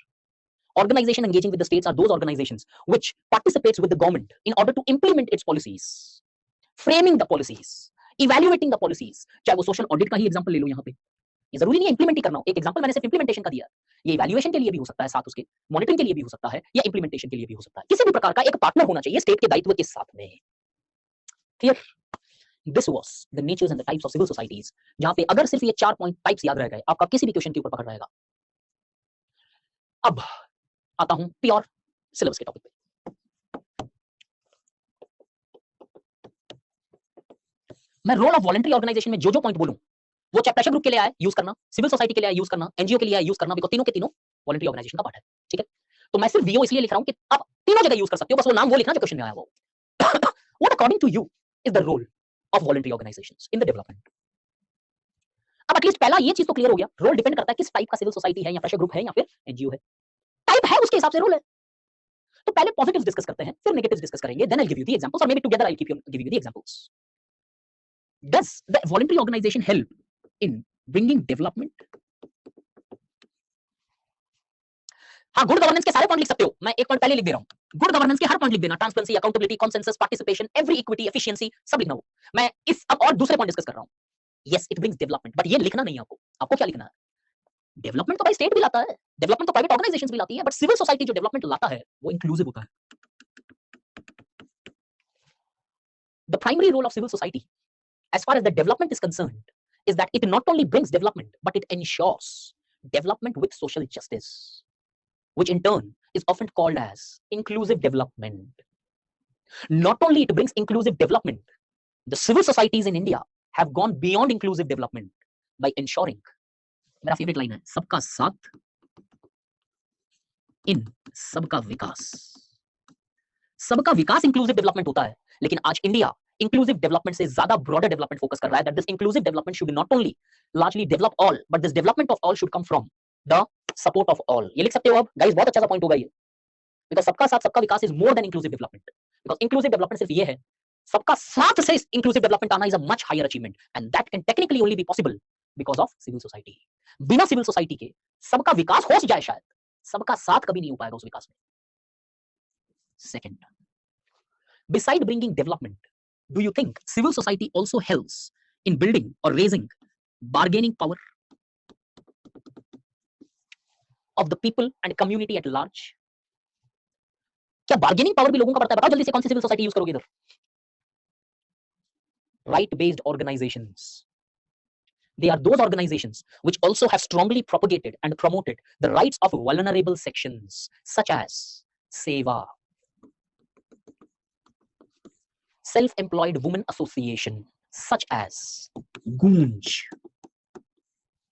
an organization working towards the empowerment of rural women, which not only have brought development but have also to an extent created a fertile ground for the empowerment of women. Women के empowerment के लिए भी बहुत अच्छा सा role civil society अदा कर रही है। मैंने एग्जांपल वुमेन का दिया, आप चाहो तो कोई ट्रांसजेंडर या फिर लोअर कास्ट या फिर कोई एक पर्टिकुलर कैटेगरी जो एक वल्नरेबल सेक्शंस में आती हो।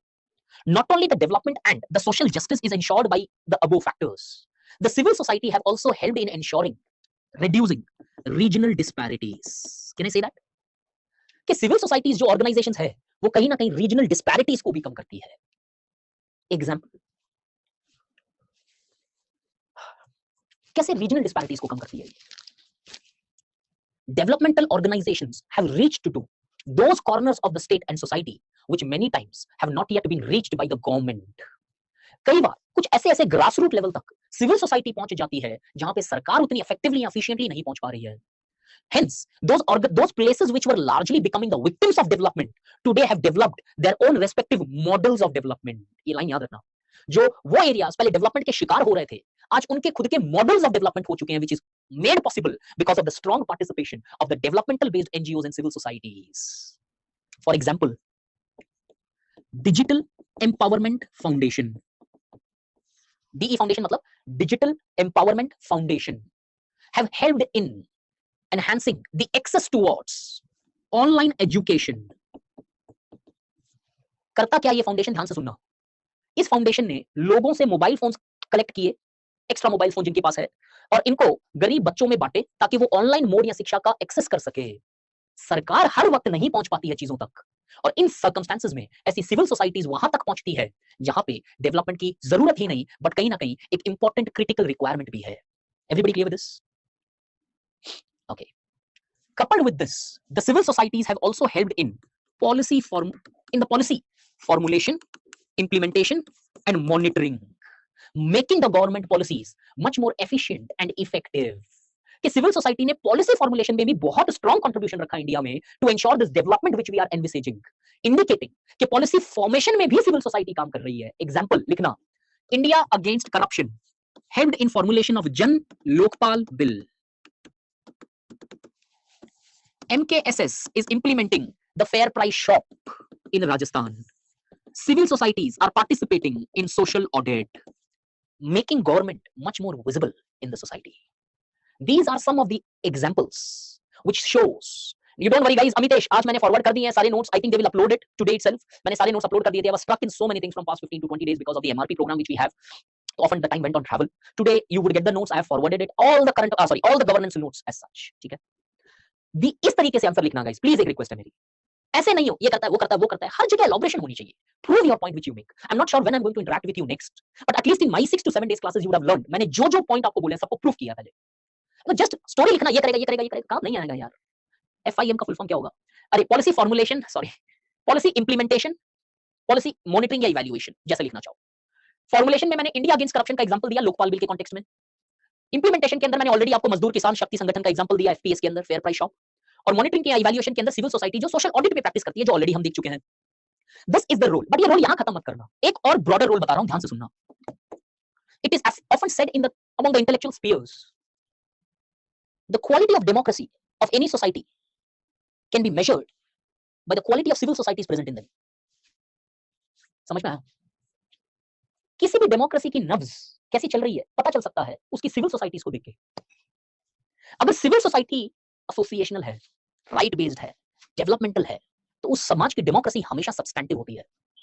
और अगर सिविल सोसाइटीज है ही नहीं सपोज, या फिर है तो नॉन एसोसिएशनल फॉर्म्स में है, तो the democracy is not in its right health. Therefore civil society is the true indicator of the quality of democracy present in any society. So not only it brings the development and makes the development much more people centric and egalitarian, but at the same time the voluntary organizations, the quality of voluntary organizations and the existence of voluntary organizations is an indication of the health of any democratic society. As the democracy can be measured not by the operation of only the sovereign institutions of the respective states, but the true nature of democracy can be measured by how the state allows the growth and operation of civil society.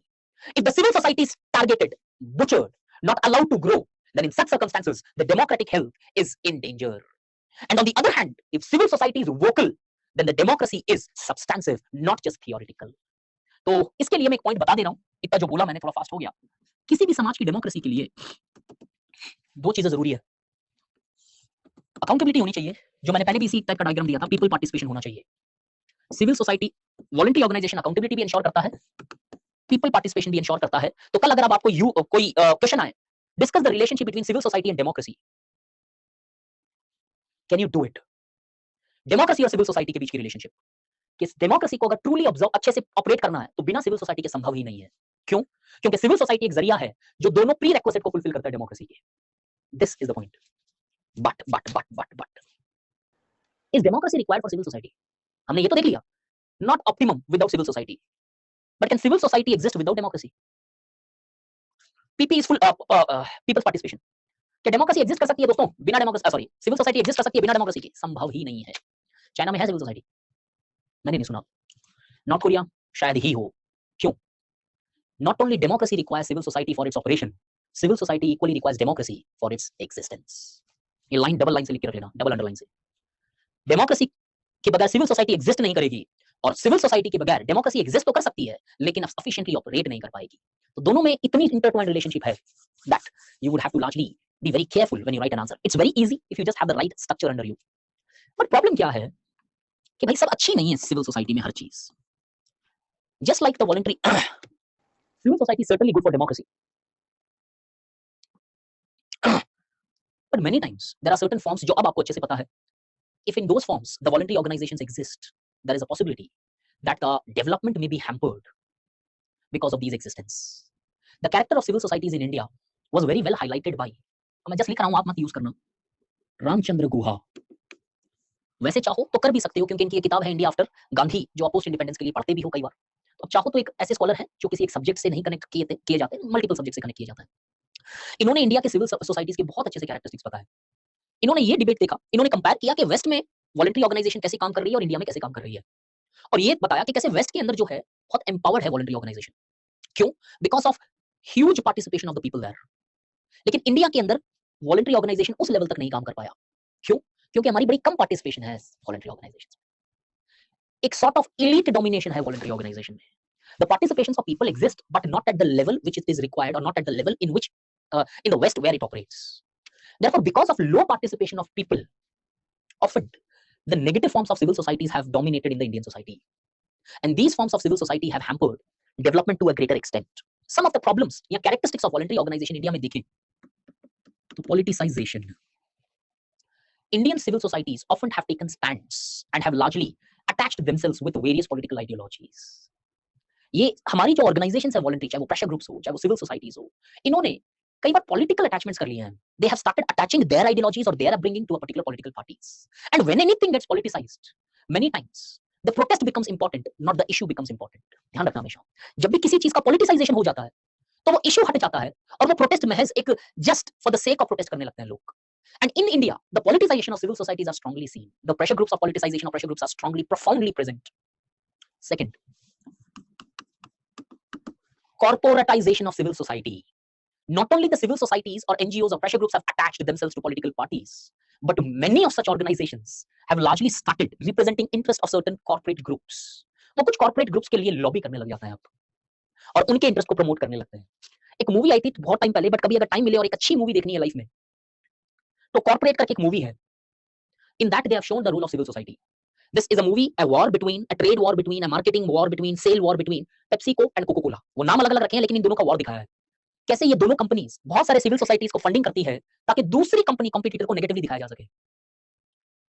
This is how it operates. Bollywood यार, बॉलीवुड की है corporate, ठीक है. अब इसमें बहुत अच्छे से दिखाया है कि सिविल सोसाइटीज इनके इंटरेस्ट के अधीन हो गई है. क्यों हो गई है उसका एक रीजन है. The funding in civil societies, और for that matter in pressure groups, many times are hugely contributed by these MNCs and transnational corporations.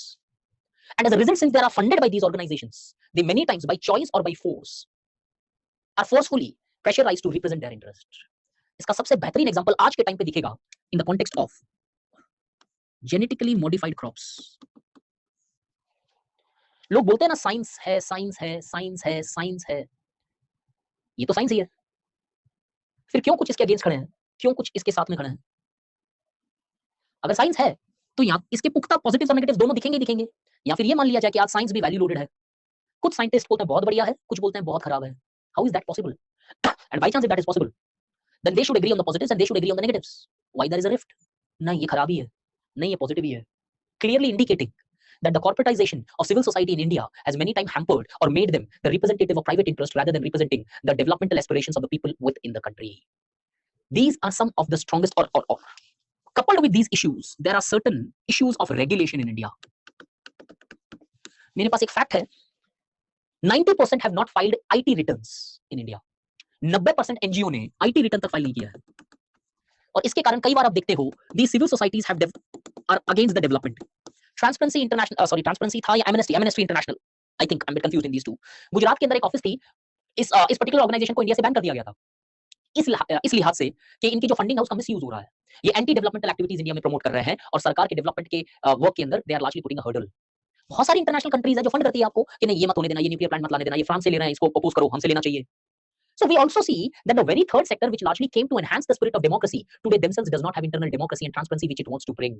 90% of the organizations not filing an IT return clearly indicates that they are vocal for others' transgressions, but they are largely silent on their own lack of transparencies, lack of internal transparency. Point समझ में आया कि किस तरीके से ये issues तो है सो है under participation, politicisation, corporatisations, but beside this these organizations have also played havoc with the development. Funding की गई. थोड़े टाइम पहले केरला के अंदर एक ऑर्गेनाइजेशन थी, एसएफआई आई थिंक, कुछ ऐसी एक ऑर्गेनाइजेशन थी जिनके लीडर्स को काफी टारगेट किया गया, जहां पे बताया गया कि कैसे ये एंटी रिलीजियस या फिर एंटी नेशनल एक्टिविटीज कर रहे हैं. और ऐसे बहुत सारे एनजीओस पाए गए हैं इंडिया में जो कहीं ना कहीं हैम्पर कर रहे हैं आपकी वेलबींग.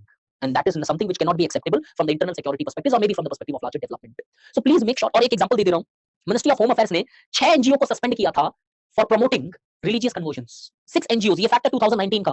6 एनजीओस को सस्पेंड किया गया. अगर सिविल सोसाइटी ऐसे काम कर रही है तो फिर कैसे हमेशा वो डेमोक्रेसी को बेहतर करेगी. अब मैं कुछ फैक्ट्स बता रहा हूं, वो आप लिखते चले जाना अगर चाहो तो. नॉट थियरी, एग्जांपल्स है. वॉलंटरी ऑर्गेनाइजेशंस के कुछ एग्जांपल्स की लिस्ट बनाई है मैंने. I just keep on writing, एक-एक लाइन के हैं, लिख लेना और इनको आंसर में यूज करना है when you talk about role of civil society और pressure groups. First one, Jan साहस.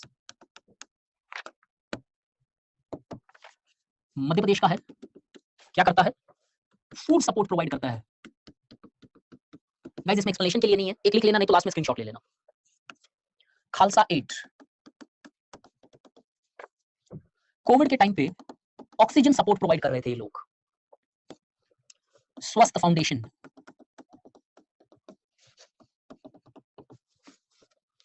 मुंबई की है। All the examples are taken from newspaper. Focuses on preventing health. Sorry, preventive health.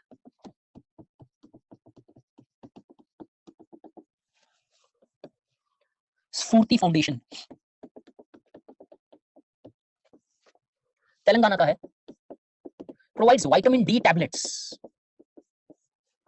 to women and children. Spurti Foundations provides vitamin D tablets to women and children. United Sikh, तो मैंने पहले भी बोला था शायद। कोविड के time में last rites perform करने के लिए सपोर्ट कर रहे थे। बॉडीज दी नहीं जा रही थी, सरकार के पास उतना रिसोर्सेज नहीं था कि अब वो बॉडीज को ठीक तरीके से डिस्पोज कर सके, रिलीजियस को ध्यान में रख के रेस्पेक्टिव लोगों की। तो कुछ ऑर्गेनाइजेशंस उसके लिए काम कर रही थी जो लास्ट राइट्स आपके रिलीजन मुताबिक जहां तक पॉसिबल हो परफॉर्म करने के लिए। Switch on, Kolkata based organization. It is promoting telemedicine. Telemedicine आपने पढ़ा होगा टेक्नोलॉजी में, टेलीमेडिसिन होता है जहां पे कई बार रूरल एरियाज के अंदर एक्सेस नहीं है, एक्सपर्टीज नहीं है।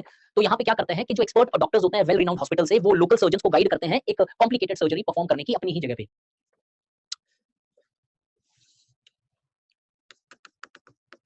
Care India, it's promoting vaccine awareness.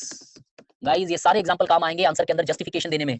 और एक बार लिखने के बाद बताऊंगा, कभी क्वेश्चन आ गया रोल ऑफ सिविल सोसाइटी, एक एक एग्जांपल लिख दोगे तो रोल हो जाएगा। हेल्थ में क्या रोल है, विटामिन्स में क्या रोल है, फूड सिक्योरिटी में क्या रोल है, मेडिसिन में क्या रोल है, या फिर वैक्सीन अवेयरनेस या राइट अवेयरनेस में क्या रोल है, ये ही आंसर बन जाएगा पूरा, और ये बेस्ट आंसर होगा इनफैक्ट। और ये मैंने ऑलरेडी आपको बोला था, digital empowerment foundation. It is providing support to access online education. एक स्क्रीनशॉट ले लेना। अब बाई चांस आगे ऐसे न्यूज़पेपर में आपको एग्जांपल्स मिले ना गाइस, लिखते चले जाओ। अब आपको बताता हूं इंपॉर्टेंस क्या है, और ऐसे ही सोच के लिखना आपको। कल आ जाए role of civil society in ensuring universal health coverage. I repeat the question, role of civil society in ensuring universal health coverage. अगर अभी जो लिखा है मैंने उसको देखें, सपोज यूनिवर्सल हेल्थ के लिए अवेयरनेस होना चाहिए, यूनिवर्सल हेल्थ के लिए एक्सेस होनी चाहिए, यूनिवर्सल हेल्थ के लिए कहीं ना कहीं प्रिवेंटिव हेल्थ को फोकस करना चाहिए। ये तीनों चार ऑर्गेनाइजेशन अगर आप देखो, अब यूज कर सकते हो कि सिविल सोसाइटी कैसे रोल परफॉर्म करेगी, एक एक एग्जांपल फिट हो जाएगा। कल ऐसे ही आपको डेली न्यूज़पेपर में मिलेंगे, कोई एजुकेशन से रिलेटेड, कोई किसी फार्मिंग से रिलेटेड।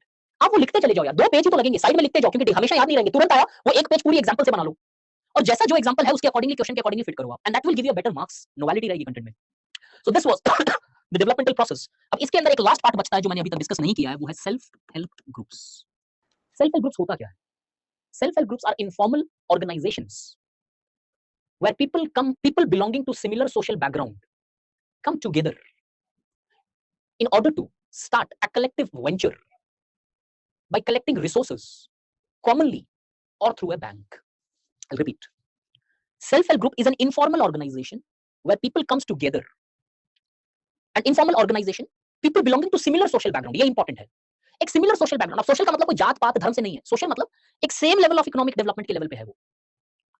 क्लास जो है, अगर मैं वर्ड यूज करूं, एक आसपास की क्लास है उनकी, और वो कलेक्टिवली रिसोर्सेज कलेक्ट करते हैं, चाहे वो आप एक दूसरे से करो या बैंक से फंडिंग लो, और उसको कलेक्टिवली यूज करते हैं कॉमन वेंचर के अंदर। चाहे वो अचार बनाने का काम हो, पापड़ बनाने का काम हो, अगरबत्ती बनाने का काम हो, या फिर कोई भी एक लोकल वेंचर, और they largely operate that, share the profit among all. This is a self help group. Name itself indicates self help group. अब ध्यान से समझना इसकी इंपॉर्टेंस आज के टाइम पे कितनी है, और मेरा तहे दिल से इंट्यूशन है, there is going to be a question on self help group this year. Can India become truly आत्मनिर्भर without self help groups? Possibly chances are less, challenges ज्यादा होंगे फिर। और अब थोड़ा सा complicated question, are we is Atmanirbhar a new development paradigm in India, और it existed prior to this as well? इससे पहले भी था, कहां? ये रहा। आत्मनिर्भर आज ही नहीं है सिर्फ, आत्मनिर्भर के बेसिस या फिर अंश या what do you call it, the components have existed in India, clearly reflected in the practices and the institutions of self-help group. The Atmanirbhar concept of today can be further propelled with the right support to self-help group. अगर इसको right तरीके से support किया तो शायद ये और ज्यादा फास्ट हो जाएगा आज। अब होता क्या इसके अंदर, मान लो this is a particular person, he goes to a bank for a loan. Bank would ask, mortgage के लिए कुछ है क्या? This person would say, no. Therefore, tata, bye bye. We cannot give you loan. I'm sorry. Okay. है ही नहीं पैसा mortgage रखने के लिए, कोई इनकम रिटर्न नहीं फाइल करता है, कोई नेसेसरी श्योर इनकम नहीं है, मॉर्गेज रखने के लिए कोई प्रॉपर्टी या ज्वेलरी नहीं है सपोज, पैसा नहीं मिलेगा। इसके दिमाग में आइडिया है लेकिन कॉन्क्रीटाइज नहीं हो पाएगी, क्यों? पैसा नहीं है। आइडिया को प्रैक्टिस में लाने के लिए पैसा भी चाहिए, है नहीं? अब क्या करें? वक्त बदला। मोहम्मद यूनुस बांग्लादेश ने कॉन्सेप्ट स्टार्ट किया माइक्रो फाइनेंसिंग का। इतना सुपर हिट हो गया बांग्लादेश में कि यूनुस साहब को स्वीडन बुलाया गया और नोबेल प्राइज मिला। नॉर्वे का है क्या शायद, आई एम नॉट श्योर यार, थोड़ा कंफ्यूजन हो सकता है। स्वीडन या नॉर्वे कोई नोबेल प्राइज देती है, तो इनको नोबेल मिल गया इसके ऊपर। अब जैसे इनको नोबेल मिला, माइक्रो फाइनेंसिंग बड़ी स्ट्रांग है, इस कॉन्सेप्ट को इंडिया में लगाना स्टार्ट किया हमने और हमारे पास आया self help concept. Do you understand the need and origin of self help group? कैसे आया, कहानी क्या चली? तो क्या सर मोहम्मद यूनुस के बाद में आना चालू हुआ? नहीं, सेल्फ हेल्प ग्रुप पहले भी एग्जिस्ट कर रहे थे, लेकिन क्या हो रहा था, सब लोगों ने एक ग्रुप बनाया, पैसा डाला, वेंचर स्टार्ट किया कॉमन, पैसा जो आया सब में डिस्ट्रीब्यूट कर दिया गया। अब इन लोगों के पास ऑलरेडी पैसे की कमी है, ज्यादा पैसा है ही नहीं कंट्रीब्यूट करने के लिए। तो जब मोहम्मद यूनुस का माइक्रो क्रेडिट का मॉडल स्टार्ट हुआ, माइक्रो फाइनेंस का मॉडल स्टार्ट हुआ और सक्सेस हो गया, तो इस मॉडल को देखते हुए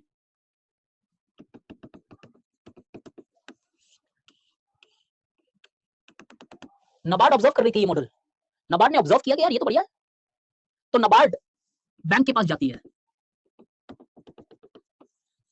नबार्ड ऑब्जर्व कर रहा है, मान लो ये लोग इसके पास गए लोन के लिए, इन्होंने फिर पूछा मॉर्गेज है क्या? बोला साहब नहीं, हमारे पास कहाँ मॉर्गेज है। बोला कि ठीक है, हम लोन नहीं दे सकते। नबार्ड बाहर से देख रहा है, नबार्ड ने फोन लगाया, भाई साहब एक काम करो ना, आप इनको बैंक में लोन क्यों नहीं दे रहे हो? इनकी अच्छी खासी एक्टिविटी चल रही है, सारी चीजें हो रही है, why are you not giving them loan? बोला sir the point is this, if I give loan to such a group here, there is a possibility वो वायलेट कर देगा। ध्यान से समझना पूरा कांसेप्ट। There is a possibility they will never repay back. But why do you are underestimating? They are earning the income, they are working, give them a loan, we are not giving them crores of loan, give them a minimum loan at least. बोला sir ठीक है, अब ये सब बातें तो चलेगी नहीं, आरबीआई की हमारी रेगुलेशन है भाई, कल आप लोन नहीं देंगे तो क्या होगा हमारा? बोला नहीं नहीं, आप सोचो, देश के लिए सोचो। बैंक मैनेजर ने बोला साहब देखिए सीधी सी बात है, हम तो नहीं सोचेंगे, आप अगर ज्यादा सोच रहे हो बैंक के लिए, आप गारंटी ले लो ना इसकी। नबार्ड हिल गया एकदम। अरे नबार्ड को पूरा फेथ था, चलो कोई बात नहीं है, तो नबार्ड ने बोला ठीक है, आई टेक द गारंटी। ये हिल गए, बोला बाप रे, नबार्ड गारंटी ले रहा है, अब क्या दिक्कत है, दो। इसने इनको लोन दिया और यहां से शुरुआत हुई सरकार के पहले प्रोग्राम की, जिसे बोला जाता है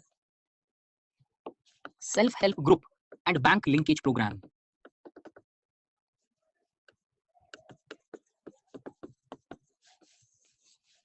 किसने निकाला? नबार्ड ने। क्या कर रहा था? Under this programme any people who come together form a self help group, they when they go to a bank, the bank would give them the loan, and if any violation happens, nabard would repay the bank. तो bank safe side खेल रही थी, कोई दिक्कत ही नहीं था।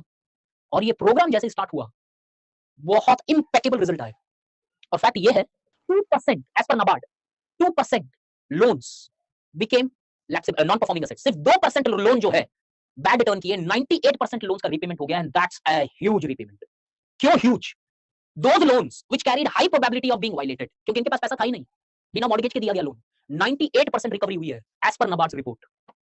साथ ही साथ नबार्ड बोलती है 1 करोड़ सेल्फ हेल्प ग्रुप है इंडिया में, 90% of which is women self help group. 60% household reported increase in income, ये सारे नबार्ड के फैक्टर। 60% हाउसहोल्ड जो सेल्फ हेल्प ग्रुप में पार्टिसिपेट कर रहे थे, उनका इनकम बढ़ गया।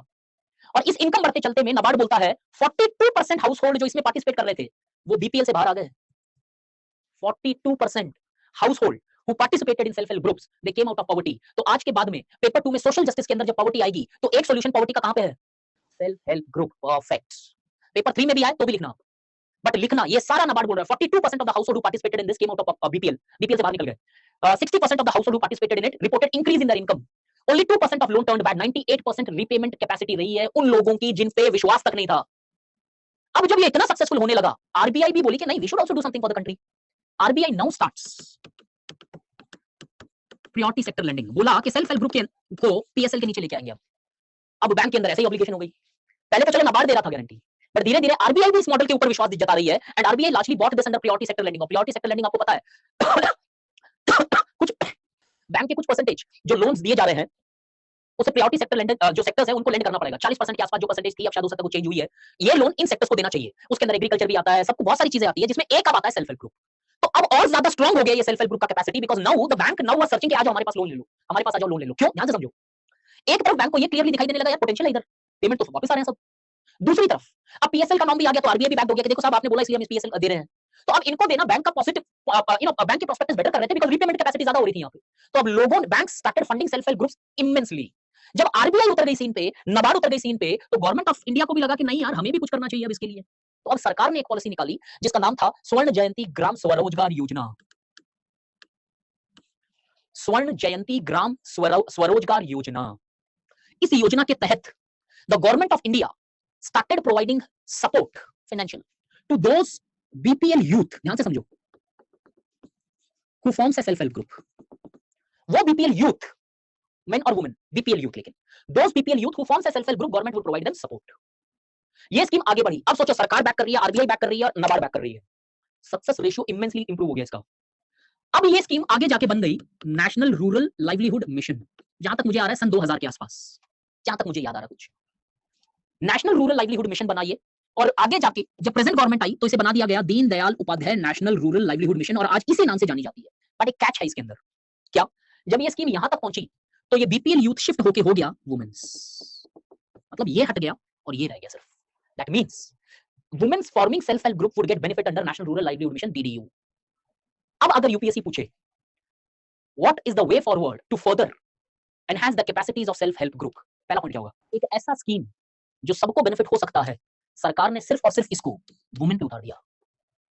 Include even the main, include the vulnerable sections. Certainly specific support is required to women's, but beyond women's there are other vulnerable sections who also require such a support, as the self help group is a sure antidote to poverty and income generation. And in such circumstances, reducing the capacity of self help group by restricting the support only to women's would certainly help in women empowerment, but can also largely empower the other sections which remains excluded because of a narrow orientation। समझ में आया कि हमें पहला suggestion देना है paper में कि आप इसको सबके लिए करो, वुमेन के लिए करना है करो, कुछ परसेंटेज फिक्स करो उसमें, बट इससे बाहर भी जाओ। क्यों? नबार्ड का फैक्ट फिर याद दिला दे रहा हूं, लगभग 1 करोड़ सेल्फ हेल्प ग्रुप है इंडिया में जिसमें 92% वुमेन बेस्ड है। सर्टेनली वुमेन एम्पावरमेंट इससे हो सकता है, लेकिन कहीं ना कहीं एम्पावरमेंट दूसरों का भी हो सकता है, वो भी करना चाहिए हमें। Is the point clear enough कि गवर्नमेंट ने आज तक क्या क्या इनिशिएटिव लिए हैं? गवर्नमेंट इन द सेंस मैं सब गवर्नमेंट की बात कर रहा हूं, सिर्फ गवर्नमेंट ये नहीं, ये सारे इनिशिएटिव है सेल्फ हेल्प ग्रुप के। जब ये फंडा इतना सक्सेसफुल हो गया, लोगों ने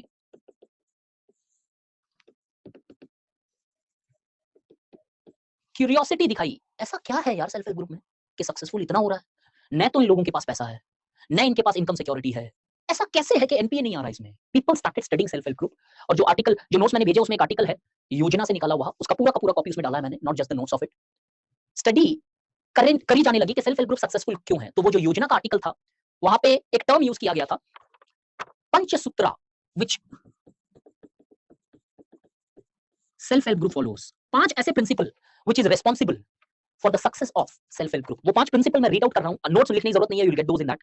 पूरा आर्टिकल अच्छे से पढ़ना, लेकिन 5 प्रिंसिपल जो योजना बोलती है जिसने सेल्फ हेल्प ग्रुप को बहुत सक्सेसफुल बनाया। कल अगर आपको क्वेश्चन आए what are the factors self help group has remained an important aspect of ensuring inclusive development, discuss the factors responsible for the success of self help groups in India। ये 5 principal याद रख लेना आप, और कुछ point जो मैंने लिखे हैं वो भी बता दूंगा कंट्रीब्यूशन और क्या रही। पहला principle, regular meetings. Regular meetings, meeting करना कि जितने लोग जो कंट्रीब्यूट करते हैं रेगुलरली मीट करते हैं, डिस्कस करते हैं। Second, regular savings. मान लो बैंक से 100 रुपए का लोन लिया और हर महीने बैंक को अगर 10 रुपए देने हैं सपोज, तो हर दिन इसका पैसा निकाला जाता है। मान लो डेली इन्होंने 50 पैसे निकाले, इस तरीके से कि ऐसा नहीं है कि लास्ट डे में हम निकाल लेंगे, एवरी डे वो अमाउंट निकाल के रखा जाता है ताकि ये एट द एंड 10 रुपए बैंक को ड्यू डेट में सबमिट हो जाए। तो एक रेगुलर सेव करने का तरीका बनाया गया इसमें कि it's not that one day you will take out the amount and you will think about when the loan comes कि आज पे करना है, देखेंगे उस दिन क्या होना है। नो। Third, regular interloaning. होता क्या है ये इंटरलोनिंग में? ध्यान से समझना, understand the principle, you will understand the concept, क्यों सक्सेसफुल हुआ।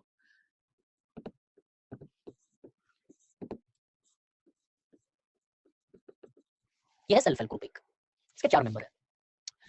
बैंक से लोन लिया, जैसे भी लिया, मान लेता हूं कि यहां पे इनको 100 रुपए डेली देने पड़ेंगे, आई मीन 100 रुपए हर महीने देने पड़ेंगे बैंक को, लोन है। अब क्या होता है, 25 रुपए 25 रुपए 25 सब कंट्रीब्यूट करेंगे eight the end of the month.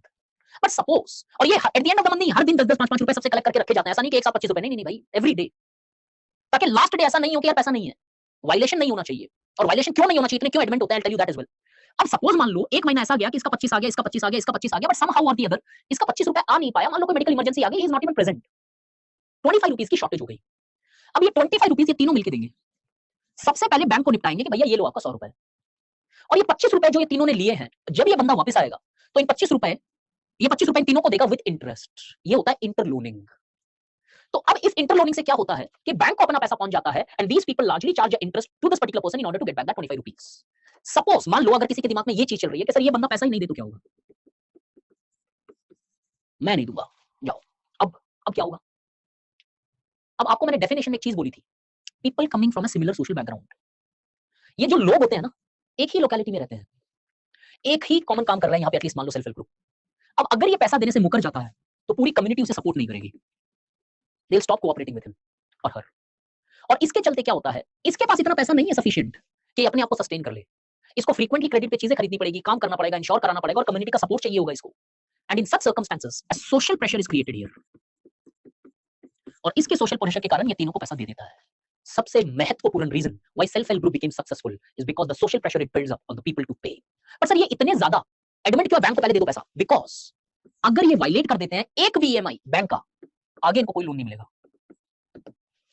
और जब आगे लोन नहीं मिलेगा इनका पूरा का पूरा वेंचर गिर जाएगा। That is the reason any condition bank का लोन पे हो जाता है। अब हो सकता है इनका सोशल प्रेशर किसी की डेथ ही होगी तो क्यों क्या करेगा, but yet that community pressure becomes so strong. इसीलिए मैंने आपको सोशल ऑडिट उधर बताया था कि प्रेशर कितना स्ट्रांग होता है उधर। सो रिमेंबर, ये थर्ड था regular interloaning. Fourth point, timely payment of loan. I hope now you have understood कि इंटरलोनिंग के कारण वो टाइमली पेमेंट इंश्योर करा दिया जाता है। And the fifth principle which this article advocated in the Panchasutra was up to date book of accounts. मतलब ये सेल्फ हेल्प ग्रुप की अगर ऑफिस है तो हम क्लियरली यहां पे देखते हैं कि with in the self help group office in the office the account books are kept open. Any member of a self help group can have a look to the accounts, so the chances of the fraud becomes absolutely minimum. These are some of the principles which made self help group what it is today. So guys, thank you so much. It was pleasure interacting with all of you. I hope these 7 to 8 days in certain compartments have contributed immensely as far as your content and as far as your approach toward your civil services is concerned. So I hope God bless you all, and work hard. There's no supplement to hard work. Smart work should be there, but hard work has, as far as I have learned in my life, has no replacement. So thank you so much. Have a real nice day. And thank you Sagar, thanks a lot, thank you. कुछ है तो बताओ, और कल class होगी कि नहीं मुझे नहीं पता है, वो आपको रिस्पेक्टिवली, मेरी नहीं होगी एटलीस्ट। आप कंफर्म करना ऑर्गेनाइजेशन से, and you will get an update on that as well. So it was a pleasure, we learn from you, no, thank you Anuradha, thank you for that humble words. पूरा GS आप पढ़ा दो? नहीं भाई, पूरा GS नहीं पढ़ा सकता, and I got my own concerns.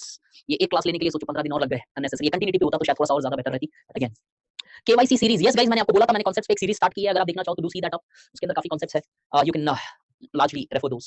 मुझसे मिलना है गाइस, ओल्ड राजेंद्र नगर में सैटरडेज नॉर्मली जाता हूं, टेलीग्राम के अंदर मुझे मैसेज कर दो, फ्राइडे को मैं टाइमिंग आपको इन्फॉर्म कर दूंगा। स्टडी आईक्यू की जो ऑफिस है राजेंद्र नगर दिल्ली में, I usually visit there and take the doubts of students whoever are there.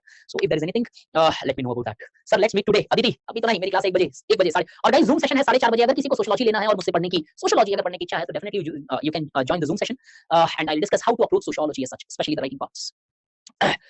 RPA Prabhakar, representation of people act, in fact मैंने बनाया हुआ भी है, पूरा फैक्चुअल एक्ट है, अगर पॉसिबल हो सके तो please do read it up. मैंने यहाँ पे लिखा है, मैंने सोचा था कराऊंगा आरपीए, बट या दिस इज द वन, ये बना के भी रखा था मैंने। ये वाली भी स्क्रीन में आपको आज भेज दूंगा, ये वाली मैं मेरे टेलीग्राम पे भेज दूंगा, पढ़ लेना प्लीज यार गाइस, उतना टाइम मिल नहीं पाएगा अभी वापस, बट दिस इज फैक्चुअली एक प्रॉपर एक्ट है, आरपीए एक्ट 1951, क्या-क्या प्रोविजंस है और क्या-क्या अमेंडमेंट्स इसके अंदर रहे, some sections which were there in the news as well, so do see that up.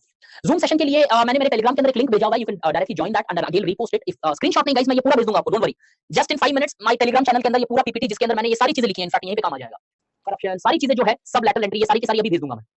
Thank you so much guys, link मैं पोस्ट कर दूंगा गाइस टेलीग्राम चैनल पे, बता दे रहा हूं, अगर अभी आप देखोगे within 10 minutes I put all these there, 10 minutes, give me just 10 minutes.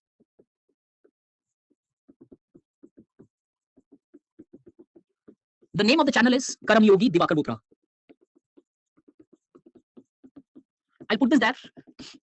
You can just take it from that particular aspect. और मेरे पास अगर टेलीग्राम का है नहीं, स्क्रीनशॉट नहीं तो